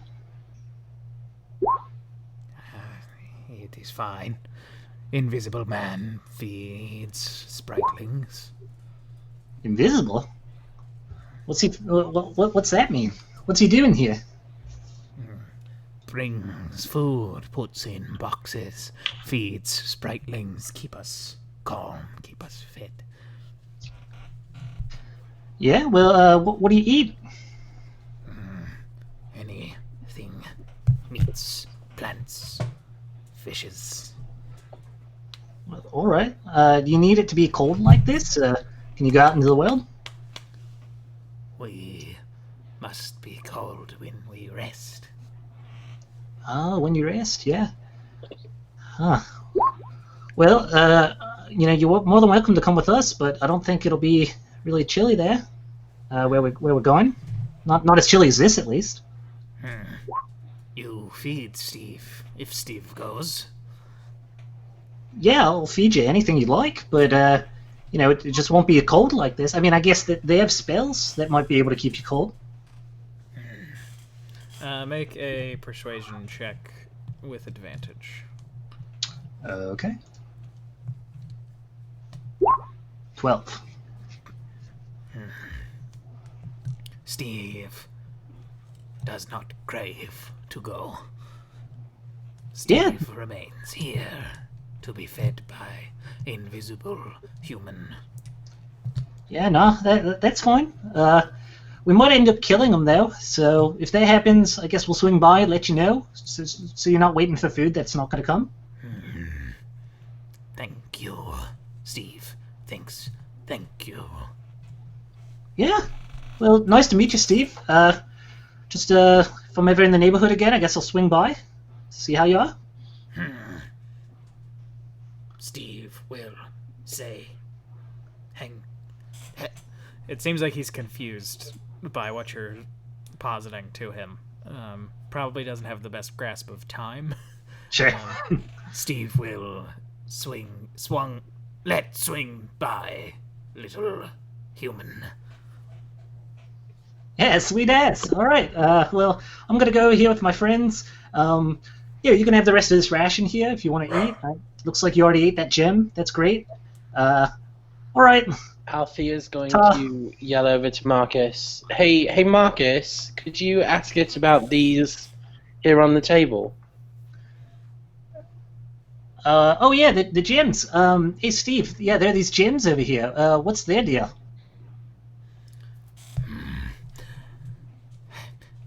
They are used by the master of the house. Is that the same as the Invisible Man, or a different one? Different. Oh, interesting. Yeah. Invisible Man goes down that way. And he points his little ice arm at the way that you all came in. Gotcha. Brings back food to put in boxes. The master wears clothes, can be seen by spritlings. He sits at the table and shapes the stones, takes them, uses them for things inside the tower. We do not see what this is. He breaks apart the large stones and cuts them, carves them. Interesting, yeah. And why, no offense, but why are you here then, if he doesn't really do much with you? Do you have a purpose here? You just kind of hang out? We are here to attack those who enter and disturb the supplies. Oh, yeah, I guess that makes sense then. You did a real good job at that. No, we did not. Well, I was trying to be polite, but You I guess killed my brothers. well, I didn't. That was my friend Arca over there. Have you met Arca?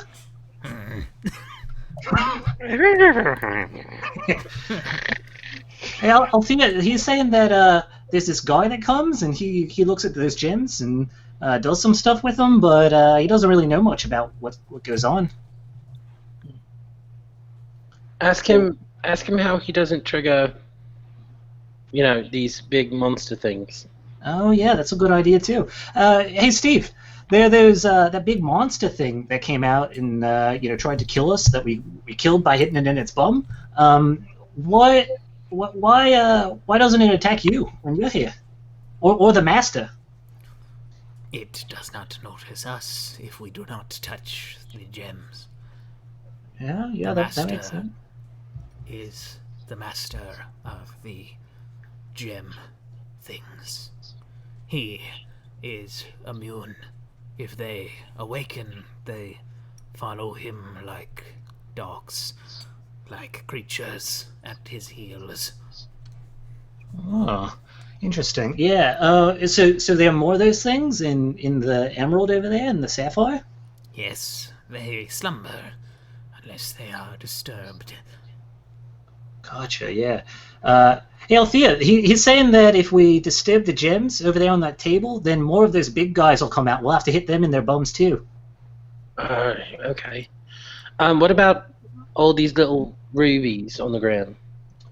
You know, Oh, yeah. Hey, from Steve, the dead- what about all these little rubies here on the ground? From the dead one. From the dead one. I do not know. Yeah, I guess that's fair. Althea, he says he doesn't know. All right, Steve, I think we're going to take a rest here. I think that's all. So, yeah, we'll see you soon. Steve will see soon. Sweet as. All right.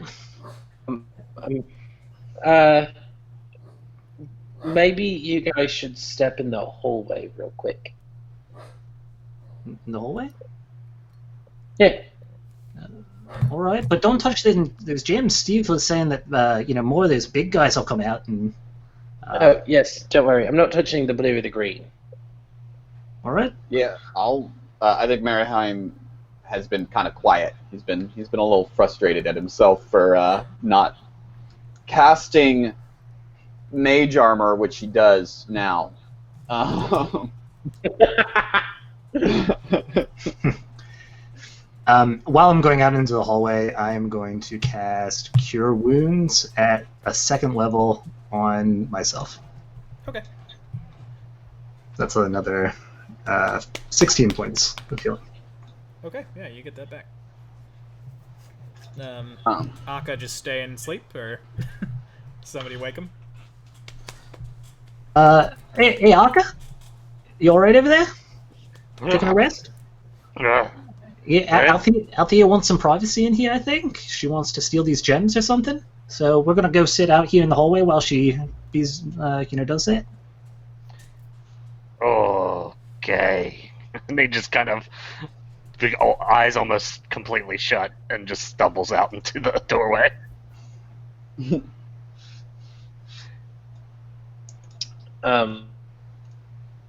After they all leave, I'm going to look around at the shattered ruby dude on the ground. And then I'm going to look at the basketball-sized ruby left on over there, and I'm going to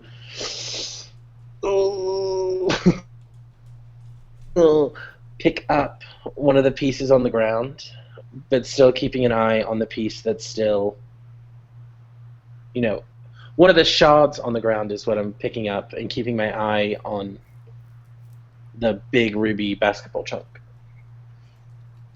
Okay. Yeah. The ruby chunk does not respond as you Okay. scoop. I'm gonna scoop all of the ruby pieces that are left in the room. Yeah, very into my few bag. of them are usable as jewelry, but maybe just as, like, you would not be able to use these to put them into a necklace or a ring. Okay. But as far as, rubies go, a weird thin crystal of ruby, like a flake of ruby, is still kind of Yeah. useful. So I'm just going to go ahead How- and convert it to gold amount, because I think that's easier. What about the basketball size ruby? Oh, How heavy is that? were you going to try to move that? Yes. Oh. Since I didn't see it move, You go over to it. It is like... I'm gonna walk over to it. Yeah. When you walk over to it, you can see, like, it looks like it is growing out of the ground. Like it is like a plant. What's the ground around it like? It's the same limestone brick as, but like more well carved, so that it's like a uniform level of the walls outside of the tower. Not the green marble, but limestone. Could I maybe try and use my dagger while they're taking this hour's long or short rest, and try and maybe move up some of the brick pieces to see if maybe I can see under it to see where it's growing from. Sorry, what were you saying? Can you repeat that? I Correct. don't really understand you.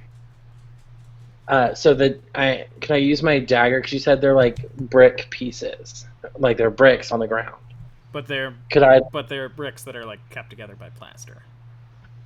Yeah, can I try and use my like dagger to maybe see if some of them are like loose enough to try and like jimmy up to see under it? You try and do that, and it seems like the construction was too well done, and you can't get them up with a dagger. What if I cast Ray of Frost on the plaster and make it really, really cold? You could try if you wanted to. Yeah. Okay, you do that, Sure. and you can kind of scrape through the plaster. It seems like the brick is laid in pretty deep. You would have to basically cut around a brick, like keep spreading your frost around and really carve through the plaster. Like all the way How long would around that it. take? It'd probably take, what's your strength? 14. Probably take you like 30 minutes. Yeah, I'll do it.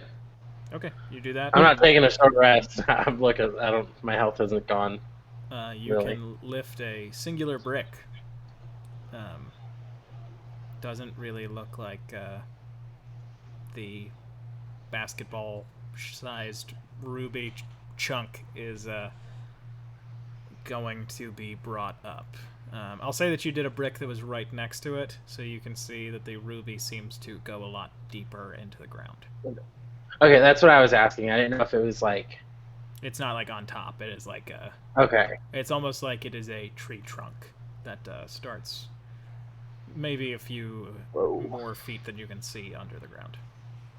Are there any tools in here I can see that he would use to chip away at these stones? Best bet that you have is maybe the mallet. You all have been out in the hallway for like 35 minutes now. Hey, Althea, you all right in there? Steve's not causing you any trouble, is he? I could give him a talking to. Althea, are no. you okay? Yeah, I'm good. Just trying to see if I can get us a little money. And Steve's being a wonderful gentleman. Has he been a wonderful gentleman? He has not interacted with you at all. You cannot see him in the ice. Which any woman will tell you is the most gentleman thing that could happen to them. Jesus. I'm gonna take we have an evil wizard to defeat, so we might want to move a little faster than this now that we've gotten our strength back. Nah, yeah, I think I'm ready to go. Let's take on this wizard. So wait, is it short rest an hour or 30 minutes? It is an hour or longer. Oh. Yeah, I was just trying I to do thought it this. was 30 minutes. I every time I've ever played, it's been an hour. But I think it's an hour. I'm pretty sure it's an hour. Interesting. I'm gonna take the mallet and use my dagger and try and like chip off big enough chunks of this basketball ruby for the next 30 minutes, as much as I can get. Make a dagger damage roll. Dagger damage roll. Okay, how much is that? That is 1d4. Okay. Yeah. Plus strength or dexterity. Okay. But probably strength in this instance for what you're trying to do. Yeah, I would say so. So it's 1d4 plus 3. So 6? Yeah, you don't get any off of it. Dang it. Anybody got like a biggest sword or something that I could potentially use? Why are you so fixated on this ruby here, Althea? I mean, we're gonna get paid. Yeah, but this red is so pretty. Well, I can't fault you for that. can also make a lot more money than just what we're going to make for doing this job. You all realize that we are a part of we're a fraternal order of knights, not just a band of mercenaries, right? Yeah. We're here to slay a wizard, not make a profit. Aga is fast asleep again. Uncle Marahim, they're not two exclusive things. We can do both. Right, I just want to make sure that everyone has their priorities in order. Well, I mean, we're just sitting here waiting for you guys to heal up a little bit, you old chaps. I'm going to look around this furnace. Is there anything near it that I could give her to help her? The only thing that seems like it would have anything be used for anything other than finesse is the mallet. Yeah. Oh. Nobody have a short sword or anything? We're like 3 Um, squishy spellcasters and a monk. I know, yeah. What if I casted Ray of Frost on the ruby? It seemed to Well, I mean- do some damage to the Marcus's creature. staff seemed to do pretty well in that ruby's butt. Maybe its stump will be just as good. Oh my god. Yeah, but you guys are resting. I don't want to ask you guys to have to do anything that would interfere with healing yourself up. You could try casting Ray of Frost on it. All right, I'll do that. Okay, and then what are you doing? And then I'm gonna try with my dagger and mallet again, because I mean I don't. Oh, I could try. I mean my staff does a bit more damage than my dagger. Could try that one. Yeah, I'm going to cast Ray of Frost, and then I'm going to just try and hit it with my staff.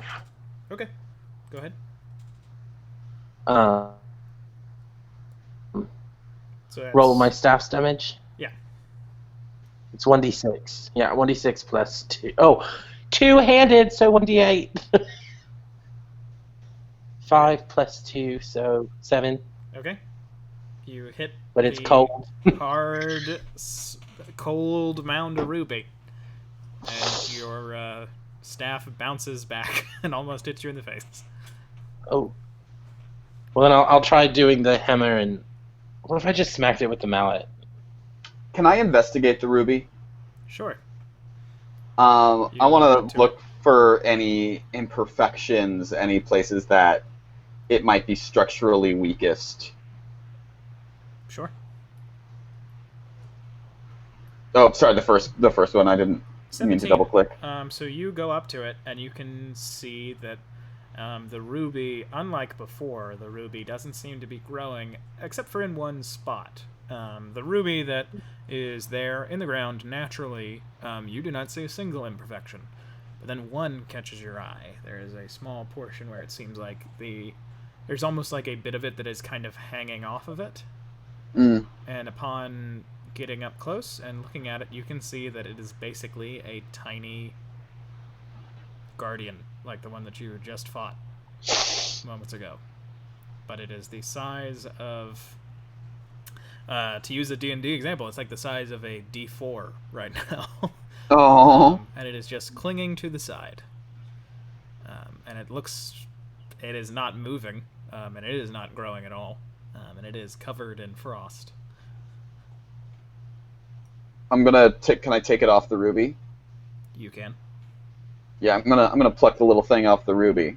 Okay. And put it in my bag. Okay. I'll study it later. Alright. And I'm gonna look it up and I'm gonna say, there is nothing that we have in terms of tools or lying around that's going to be able to damage this in any significant way so that you could take it with you. I am sorry, it just doesn't look like it could be done. We could try waking up some of the other guardians if you'd like, if you prefer, and then see if their stones might be takeable. No, that seems like that would not be very I mean, if you guys are fine to fight it, I mean, I'd be down. I think we might have more important priorities to reserve ourselves. Maybe we could come back through here. I mean, I did hear Marcus saying to that little icy friend that he would come back and visit him, so maybe later. Ooh, or maybe if we kill this wizard guy, we can get whatever he's using to control these things, and then we can set them free. Yes. Yeah, I think that's a great idea. Free. That's an idea. Set them free. Well, I'm sure that harm. Have we looked in these Whenever they're crates not being yet? controlled. You have not looked in the crates. I'm gonna go wander over and like check out what's going on in the crates. All right, cool. Never him. Do you wanna Wait, move this your- icy brew. Yep, and when you step onto the ice, you feel cold, and then you walk to the crate, and 4 spritlings spring up and attack you. Everybody roll initiative. Oh no! I thought we got rid of them all. Nope. Steve is not one of them. You all tell somehow. Everybody roll initiative, please. Shoot. Is this technically after the long rest? This is, Or the I will short say, rest? this is the last moment of the short rest ends as Marahim takes a step on that ice. Okay, it's a 16 for me. Why do I have such a high dexterity? Oh wow, I didn't even realize what I rolled. I rolled a 4. That's all of my good rolls are gone. Man, one of the downsides about playing a smart character is that things that a smart person wouldn't do, you might just say they do. Alrighty. That is you all. Let me check out our fellas.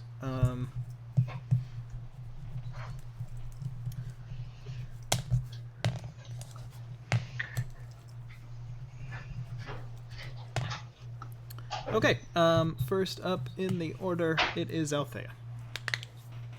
First again? Oh man. Crap, I can't hit these things with my Ray of Frost, and that's all I can do. I guess it's gonna be back to the crossbow for me. So it's a D20 plus 5. D20. Oh no, that's only a 10. Yeah, 10 does not hit. Well, I'm going to, I guess, I'm going to get close to the fire so I can make sure that maybe they won't come near me. Okay.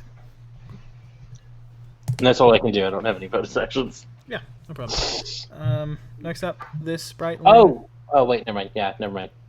Keep going. This spriteling is going to fly around and get behind you, Merahim, and actually come right here. And then he is going to unhinge a...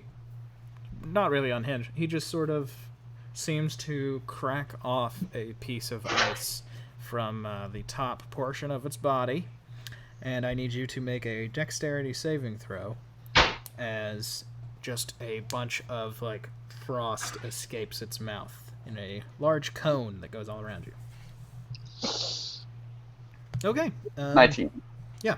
You take 3 points of cold damage as it does embrace you, and you feel even colder than you do just having stepped onto the ice. Next up in our order... Wow, you all got low rolls for initiative. This spriteling is going to come over here, and he is going to stab at you with his spear.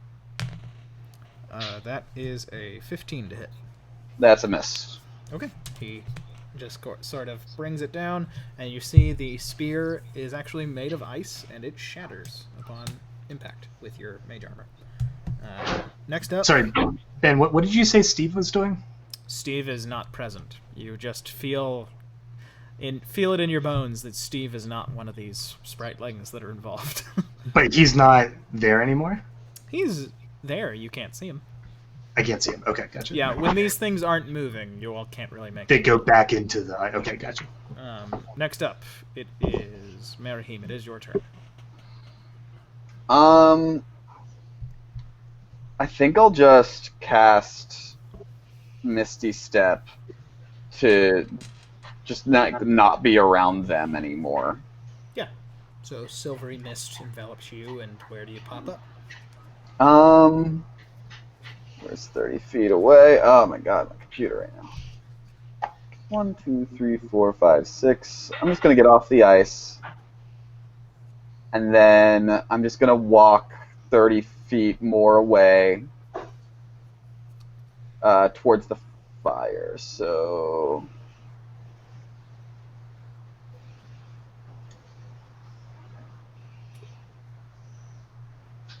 where is it? There. Yeah, I'll just walk over there. Okay. Oh, whoops. Yeah, I'm just gonna walk away, and I'm gonna be like, sorry, and as my action, I will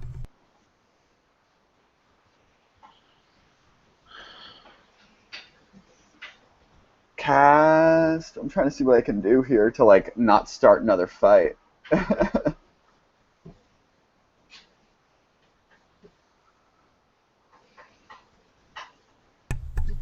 Okay, I gotta let my dogs Nothing. out. No, yeah, I'm just gonna use my action to prep it to dodge. So I get advantage, or they have disadvantage on attacks against me. Nice.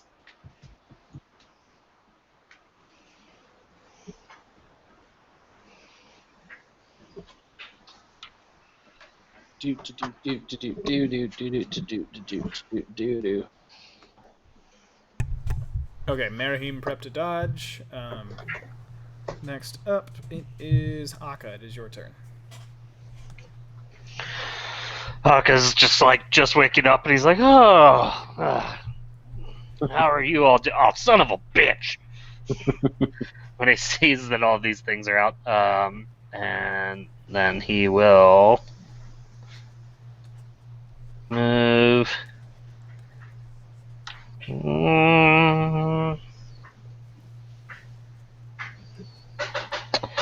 Yeah, I'll move to there. And I will use my action and bonus action to grab up those mitts and tongs and shove them in the into the hot coals, and then I'll end my turn.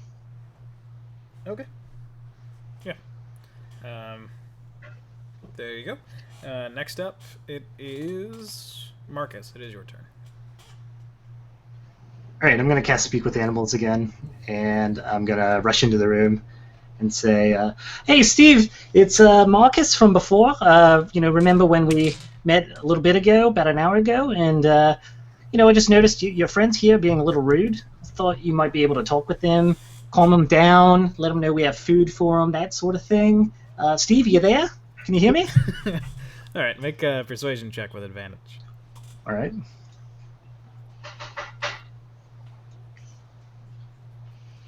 Looking for it. All right, 10. All right.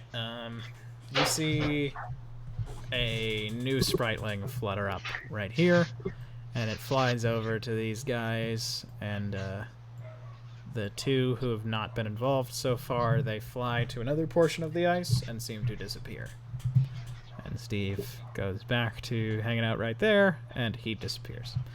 Okay. Is that your turn? Oh, sweet ass, Steve. Thank you. Yeah, that's my turn. You just hear, sweet ass, Steve. And next, we go back to Althea. Althea is just going to... Oh, gosh, I guess.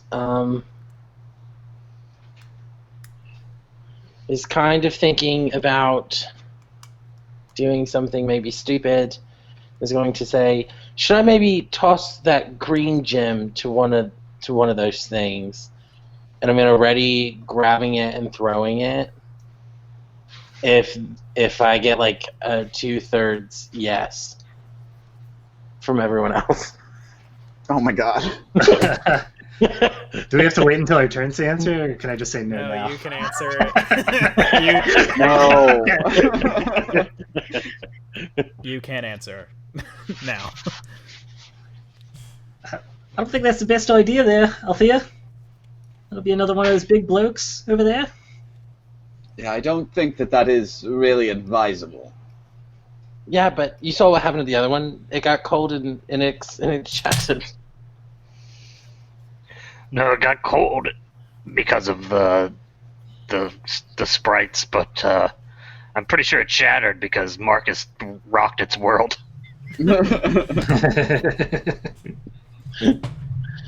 That's true. Let's It just was see literally if a these, shattering orgasm. let's just see if these other two sprites still want to fight, even though we're so far away from their territory. I mean, we could feed them these gems. I just really don't think that's the best idea there, Althea. That was kind of a flame gem sort of fellow, and who knows what this emerald is? Maybe he would like it. Being cold. I don't know. I mean, I feel like if anyone's gonna like, it might Alright, I'm back. be the blue one that liked. I think the green one would be fine. Maybe it's poisonous. I don't know. I just don't think I'm ready to have another go at some bloke's bum again. Yeah, I thought we agreed that we were gonna move on. Okay. We can't be stuck here. Yeah, but Merahim's the one who got all these things on us. Yeah, it's all right. We'll take care of it. I think we're All right. probably better off just leaving, to be frank. Okay. So whose turn is it now? Next up, after Althea, it is this guy. Who's right here? 2, 3, 4, 5, 6. That's his turn. Next up. That one just gets there. And then it is Merahim's turn one more time. I'm just gonna go near the fire. 1, 2, 3, 4.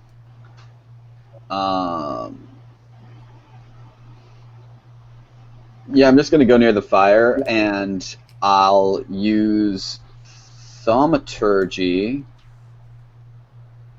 What does that do? To make the flames in the furnace thing just burst as intimidatingly as I can for a couple of ice sprites. Kind of like illuminate us and try to intimidate them from coming near us. Make an intimidation check.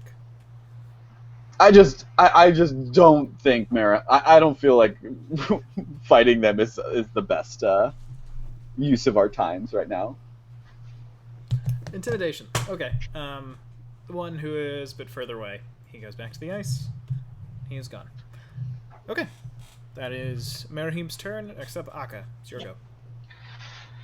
Okay, I'm gonna pull that out of the fire, the red hot tongs, and I will move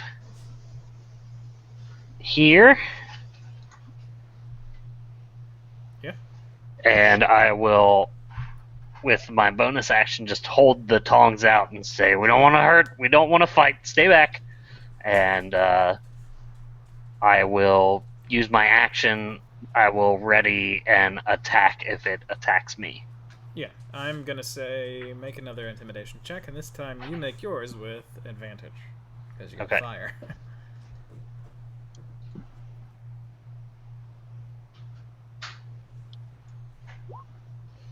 18.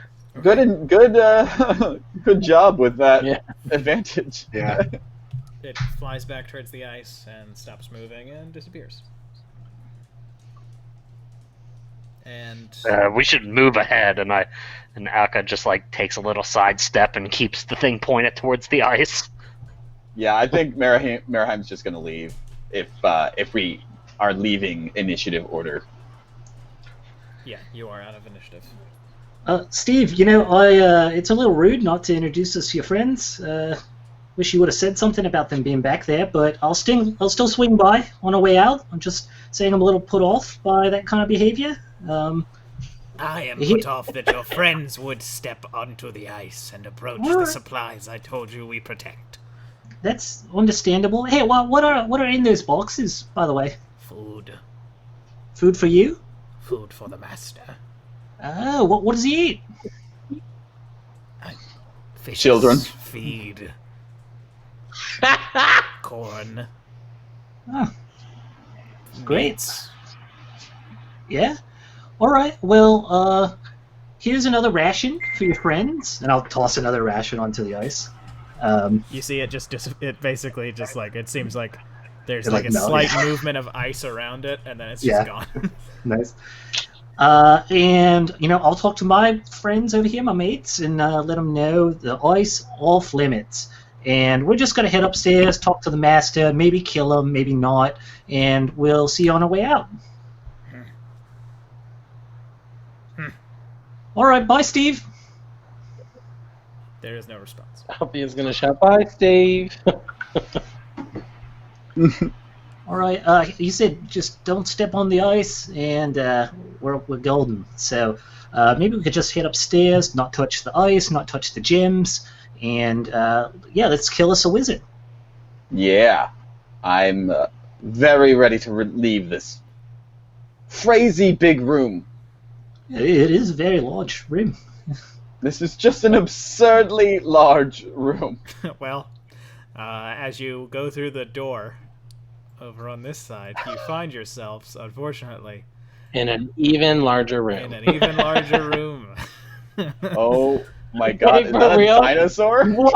So, hold on, let me explain to you. Wait, where are we? Are we Please here? explain this to me, Ben. I am We are getting in Jurassic I am Park. getting your tokens. Do do do do do do do. You all come through this doorway. Right over here. To your right, you see there are some banners. To your lower left, you see there's basically a lounge area. Across the room, in the bottom left corner, you see there are a bunch of plants. Plants and planters. And in the upper right, you see that there are taxidermied animals and monsters. One of which is a completely stationary stuffed dinosaur. I don't know if any of you would have Alright. seen a dinosaur beyond pictures. Whoa. Heck, I told you they were real. There's a Wait, big why one right does it there. have in a the corner. go-kart upside down on its back? That's the only one that was in the Roll20 system. It's a catapult. I think it's like an artillery machine. For This is an cavemen. artillery triceratops. Why do you need a catapult if you have a dinosaur that can just run through the wall? It's bigger than the catapult. I love it. But and then in the center of the room there is a spiral staircase that goes up, and then there is a door to your north, a door to the south, and a door across the room. And upon entering this room, you all hear a voice, and it doesn't seem to be a voice inside your head. It seems to be a voice that you are all just hearing with your ears at the same time. Ah, so there are 4 more of you. Curious. 8 of you to kill 1 me. I did not know I still ranked so highly in the esteem of the Emperor. I give you a chance to turn back. Until you reach my chamber at the top of this tower, you will have every chance to turn around and walk away. Your friends have not taken that chance yet, and I suspect they shall reach me soon. I suggest you turn around and leave. What I do is for the sake of the world. It will do you no good to die here. Leave. How high up is your chamber that we have to think about this? It is many floors, but it will feel like it is not many. Well, how many will it feel like? It will And about what time would this all be over with? It will feel like you all will be finished in 30 minutes, but you will not be here yet, probably. I also have a question. Ask away, child. What was that guy's name again? That we talked to? Our Julius Sextus was the contact. Like, what's the beef between you and Julius? That is not important. It is no concern to you. I offer you a chance to turn around and leave. Take it. Julius Sextus is a fool. He does not see the future for what it is. And what would the future be? In my hands, utopian. Ooh. Leave. Right. So this is another I want to rule the world because I'm gonna do a better job at it sort of situation. Can we walk and talk while we're at this? Yeah, I think we are. Just I think we're heading towards the exploring stairs. Aka's just heading towards the stairs? Yep. Okay. And I'm walking with him. Okay. What is this over here? They Yeah, I was also wondering that. they are a few banners. It's his kid's drawings that he put on the refrigerator. There is one banner that is one of the biggest houses in Dasuro. There's one banner that is the royal sign of Aksum to the south. And then there is one banner that you don't really recognize. It is a rose, but the thorns of it seem more like the fangs of some predatory beast.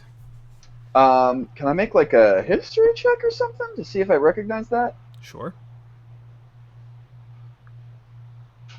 22. You have seen it a few places. You know. Yeah, I'm a researcher. Yeah. I've done my research. The design of the rose is very similar to a design that was used by a group of senators in the time from the change from the Republic to the Empire. The rose was sort of the party symbol of a group of senators that refused to recognize the authority of the emperor, and this is the same rose shape as the one that they used. Hmm. That sounds like something that Marcus might know too. Can I do a history check too, just to Yeah. see? All right. Nope. I am also proficient in history. Can I try? Sure. Yeah. I can also explain it. No, it's Oh, 19. yeah, you recognize that too, Althea. Right. It's just that there's not much else that you can really glean from this type of history check at this moment. Mine's just about dinosaurs with catapults on their back. You recall in the great wars of the ancient times. But the voices... Is this a rug? That really is quick? That is a rug, yes. Okay, cool. I was like, is that space or a rug? The voice continues and just says, I do not seek to rule the world. Well, the reason I'm asking is because I got a little glimpse into Julius's mind, and I mean, you're saying what you're wanting is for the good of the world, and Julius is kind of like looking out for Julius. I think he wants to like overthrow the king or something, and like so maybe if like he's sending us on a mission to go and fight someone that like we're not. It's not really bad. It's just bad for him. My purpose is beyond kings. beyond the throne. It does not surprise me that this man covets power and is willing to betray someone for it. That is the nature of mortals. I attempt to move us beyond it. I cannot explain more. It would only confuse you. Turn back. I do not wish to harm you. By all means, explain away. We're not a stupid bunch. If anything, we're horribly ill-equipped to fight. We're more about research and understanding the situation. As Althea steps on the stairs, she'll be like, Marine, come on. Yeah, I'll head up the stairs. Here's a question. If we do decide that you're right and we don't need to finish this task we were sent on, can we make a bargain instead? If you enter my chamber, where I reside at the moment, I will not allow you to leave with your lives. Why? What are Well- you doing? Are you indecent? What I'm Do you doing... have dirty magazines up there? Are you watching porn? Oh, sorry. What I do... You don't have TV. Are you reading porn?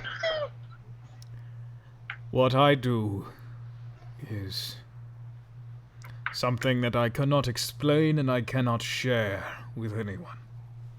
He's totally masturbating. Yeah, hi.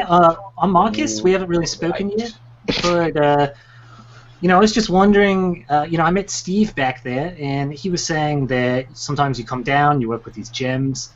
I think Julius Sextus is a fool too, but you got to give us something better than that if we're gonna come up there. Or if we're not gonna come up there, right now it's kind of your word versus his. Indeed. I am working to improve the station of every living thing. Yeah, you keep saying that, but it's just kind of confusing here. Julius Sextus probably thinks he's doing something like that too, but you and I know he's just kind of a bastard.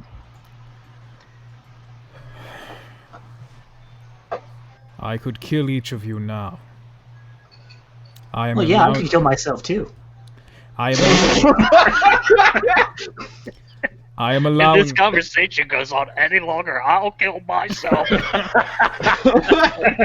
I am allowing you a chance to return. To go on and live your lives. You are not accepting my offer. But, how are you going to be elevating us? So are we just continuously walking up this spiral stair? Yeah. Have we gone up any Yeah, that's what I was floors? imagining. You too. feel Yeah, like you have that's what I- probably... yeah, that's yeah, what I you feel figured. like you have probably gone up a floor. But he just keeps talking to you. You Can all I check for illusions? Sure. Make a...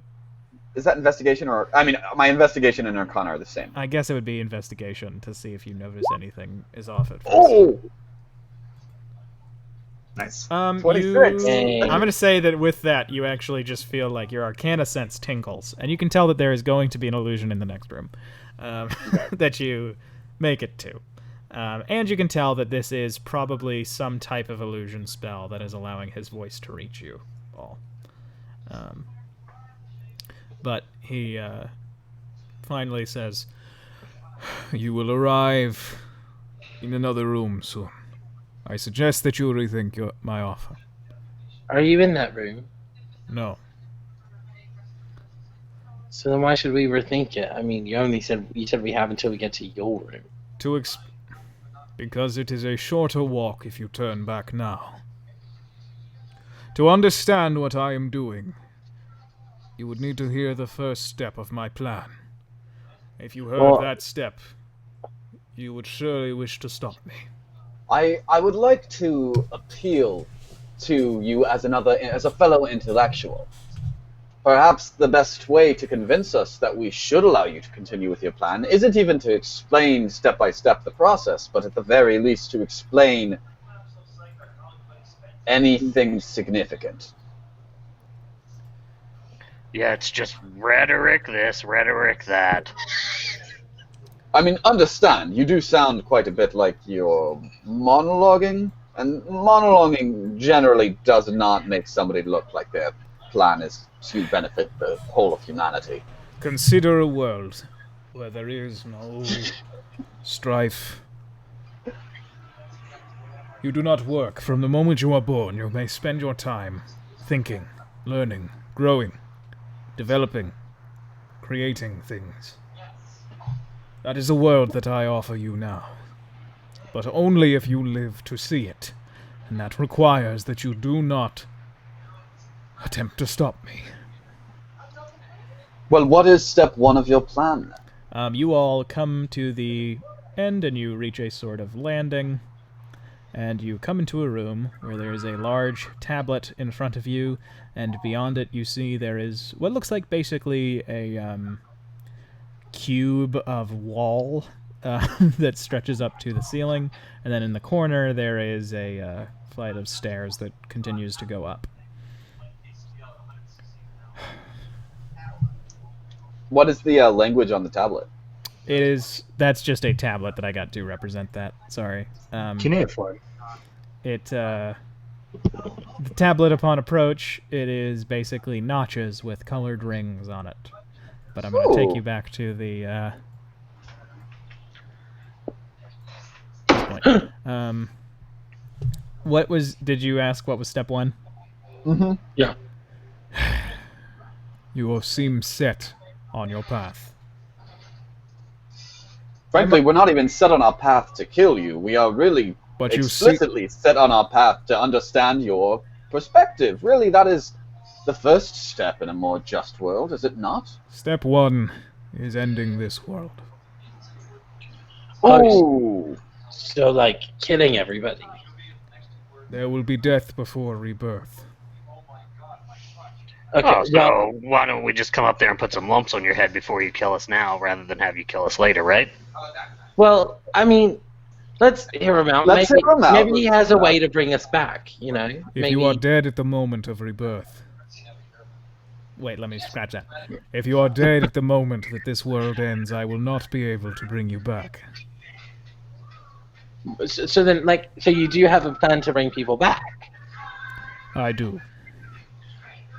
How?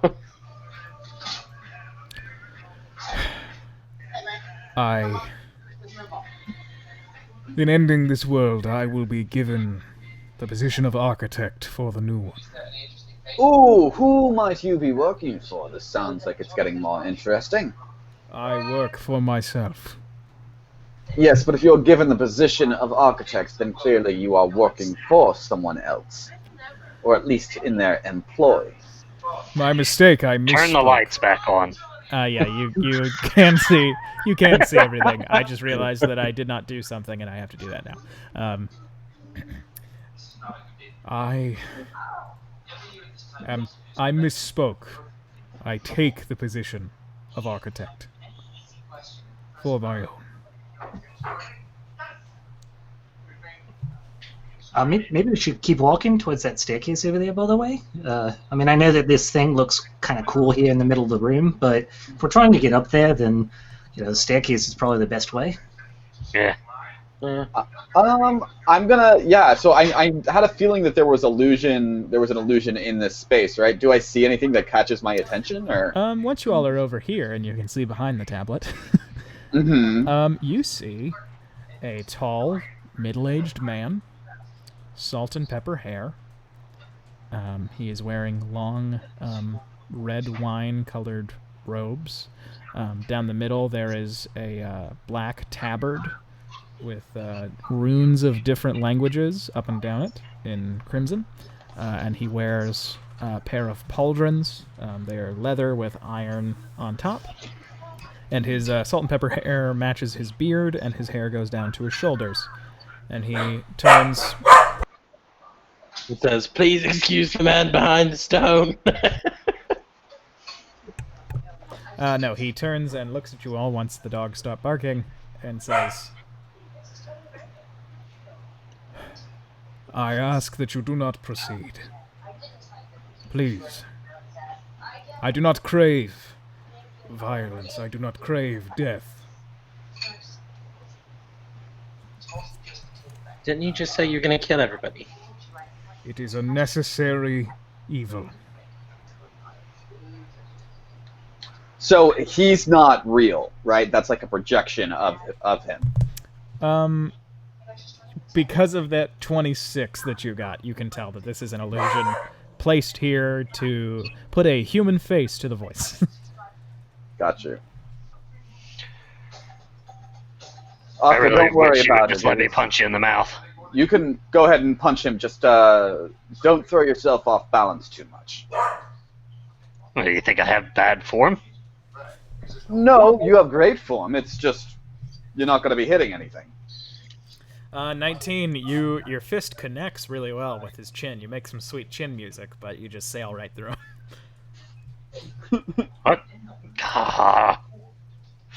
See, I was just trying to warn you that there's nothing there. So if you Well, you know what? lean into the hit too much, you might fall. This is an illusion of my form.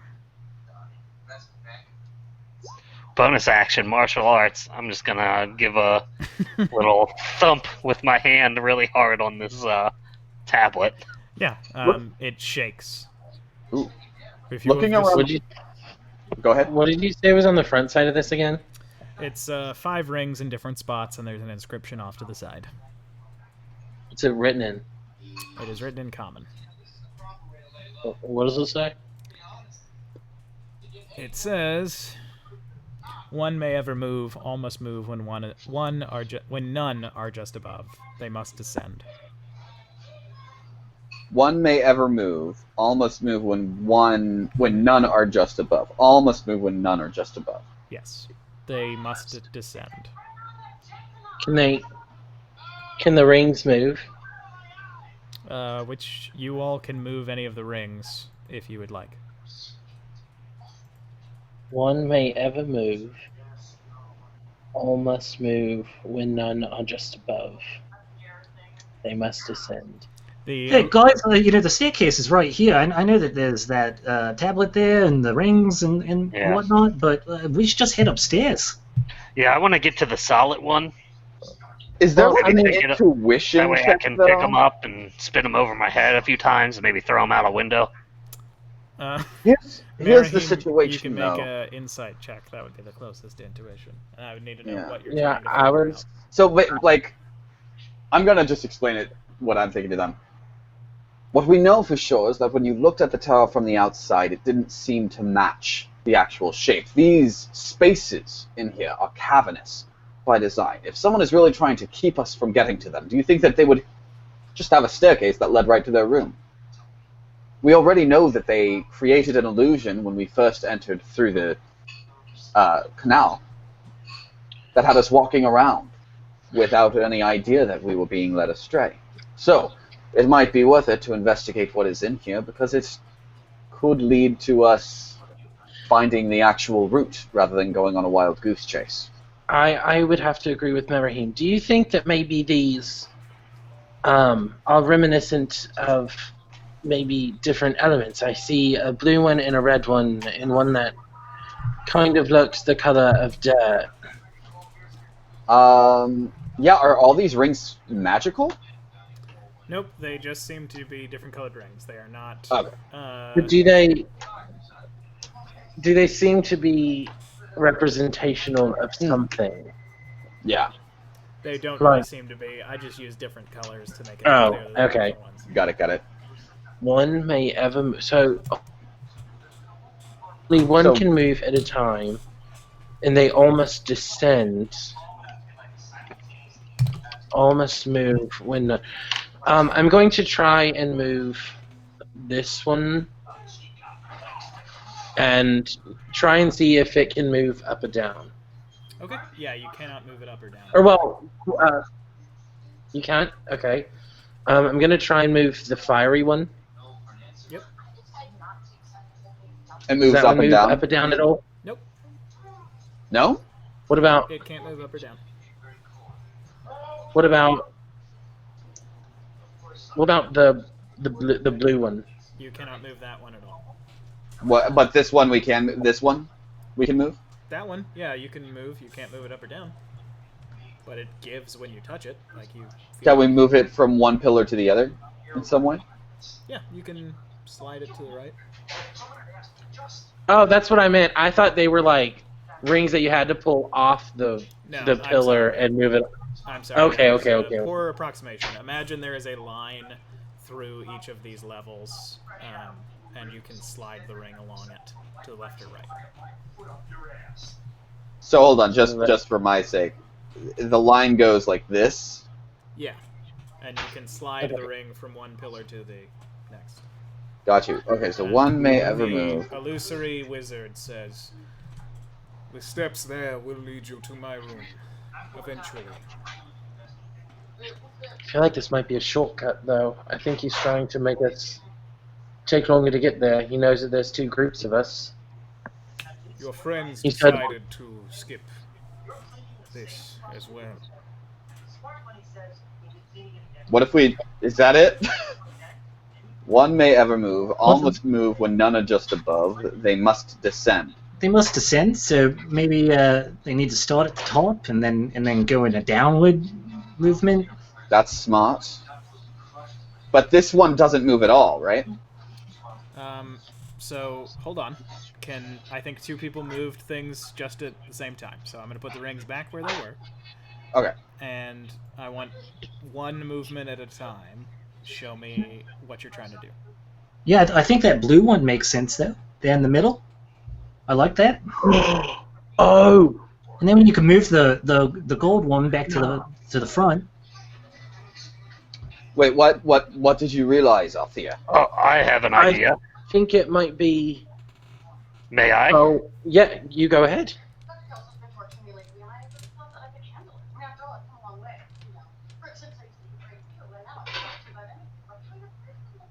Did that do anything? Nothing happens. Oh, but it zigzags down. Well, do you mind if I take a go at it? I would love for you to give it a crack. Alright, so I'm going to take this one and move that one there. And then this one, move there. This one over one. You can't move the blue one when you touch it. You can't move at all. You could not move it, no. Oh, so wait, so it started here. Nope, I'm so, sorry. So you all were able was to here, move right? it earlier. Now it won't move. So wait, do these two rings that are the lowest, like on our screen, are they movable? Because I can't move them. Oh! Yeah, we can't touch these. Sorry, I meant. Yeah, I think I have Okay. it figured out too. Let me I- set Can it to I, all players, and then. So that was my fault. Can I give it a shake? Yeah, go for it. All right, so oh, why can't I grab? There we go. So I'm gonna move this guy here. I'm gonna move this guy here.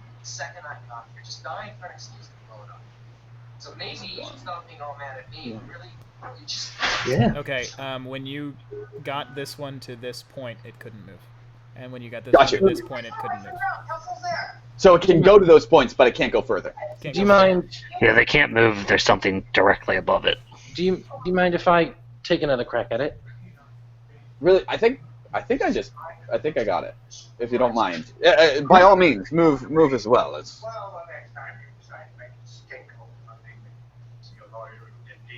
No, I think you got it. Oh. Yeah.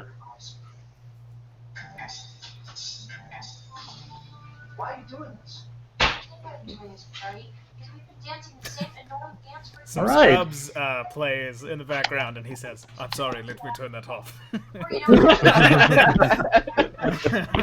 But Sorry. when you I'm just joking around. Don't worry about it. I didn't mean to make anybody feel bad. But upon you setting those rings where they are, let me put us back in the main room for this amazing animation that's about to happen. oh my god, I cannot wait. As these stone walls seem to shrink and descend and basically slip through the floor, and behind it there's a spiral staircase that goes. Yeah. And he kind of just hangs his head, the illusion, and says, "You will reach me in mere minutes. I Wish you luck. And the illusion disappears. And I think that's where we're going to wrap this one up, because the next little bit will take longer than any of us have time to play, I think. So that's going to do it for this episode. Great. Finally got to do something no. smart. Nice. Alrighty. Good game, everybody.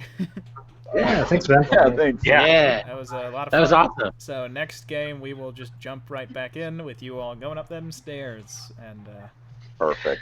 seeing Which group is the next group to play in the Sunken world?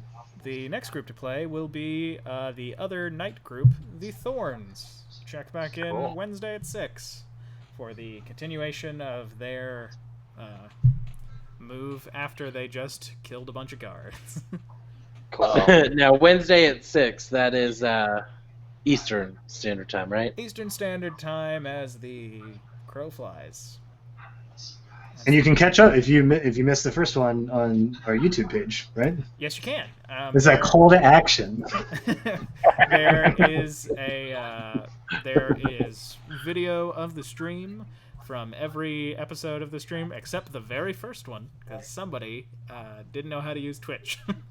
Oh no. Somebody being our producer, who is me with a hat on. So thank you all for watching, and yeah, feel free to check out the older episodes on YouTube. You can check the connective tissue that it seemed like just before we started somebody was just about to pick up on, but and then we'll be back here on Wednesday. See you, everybody. Bye. Later.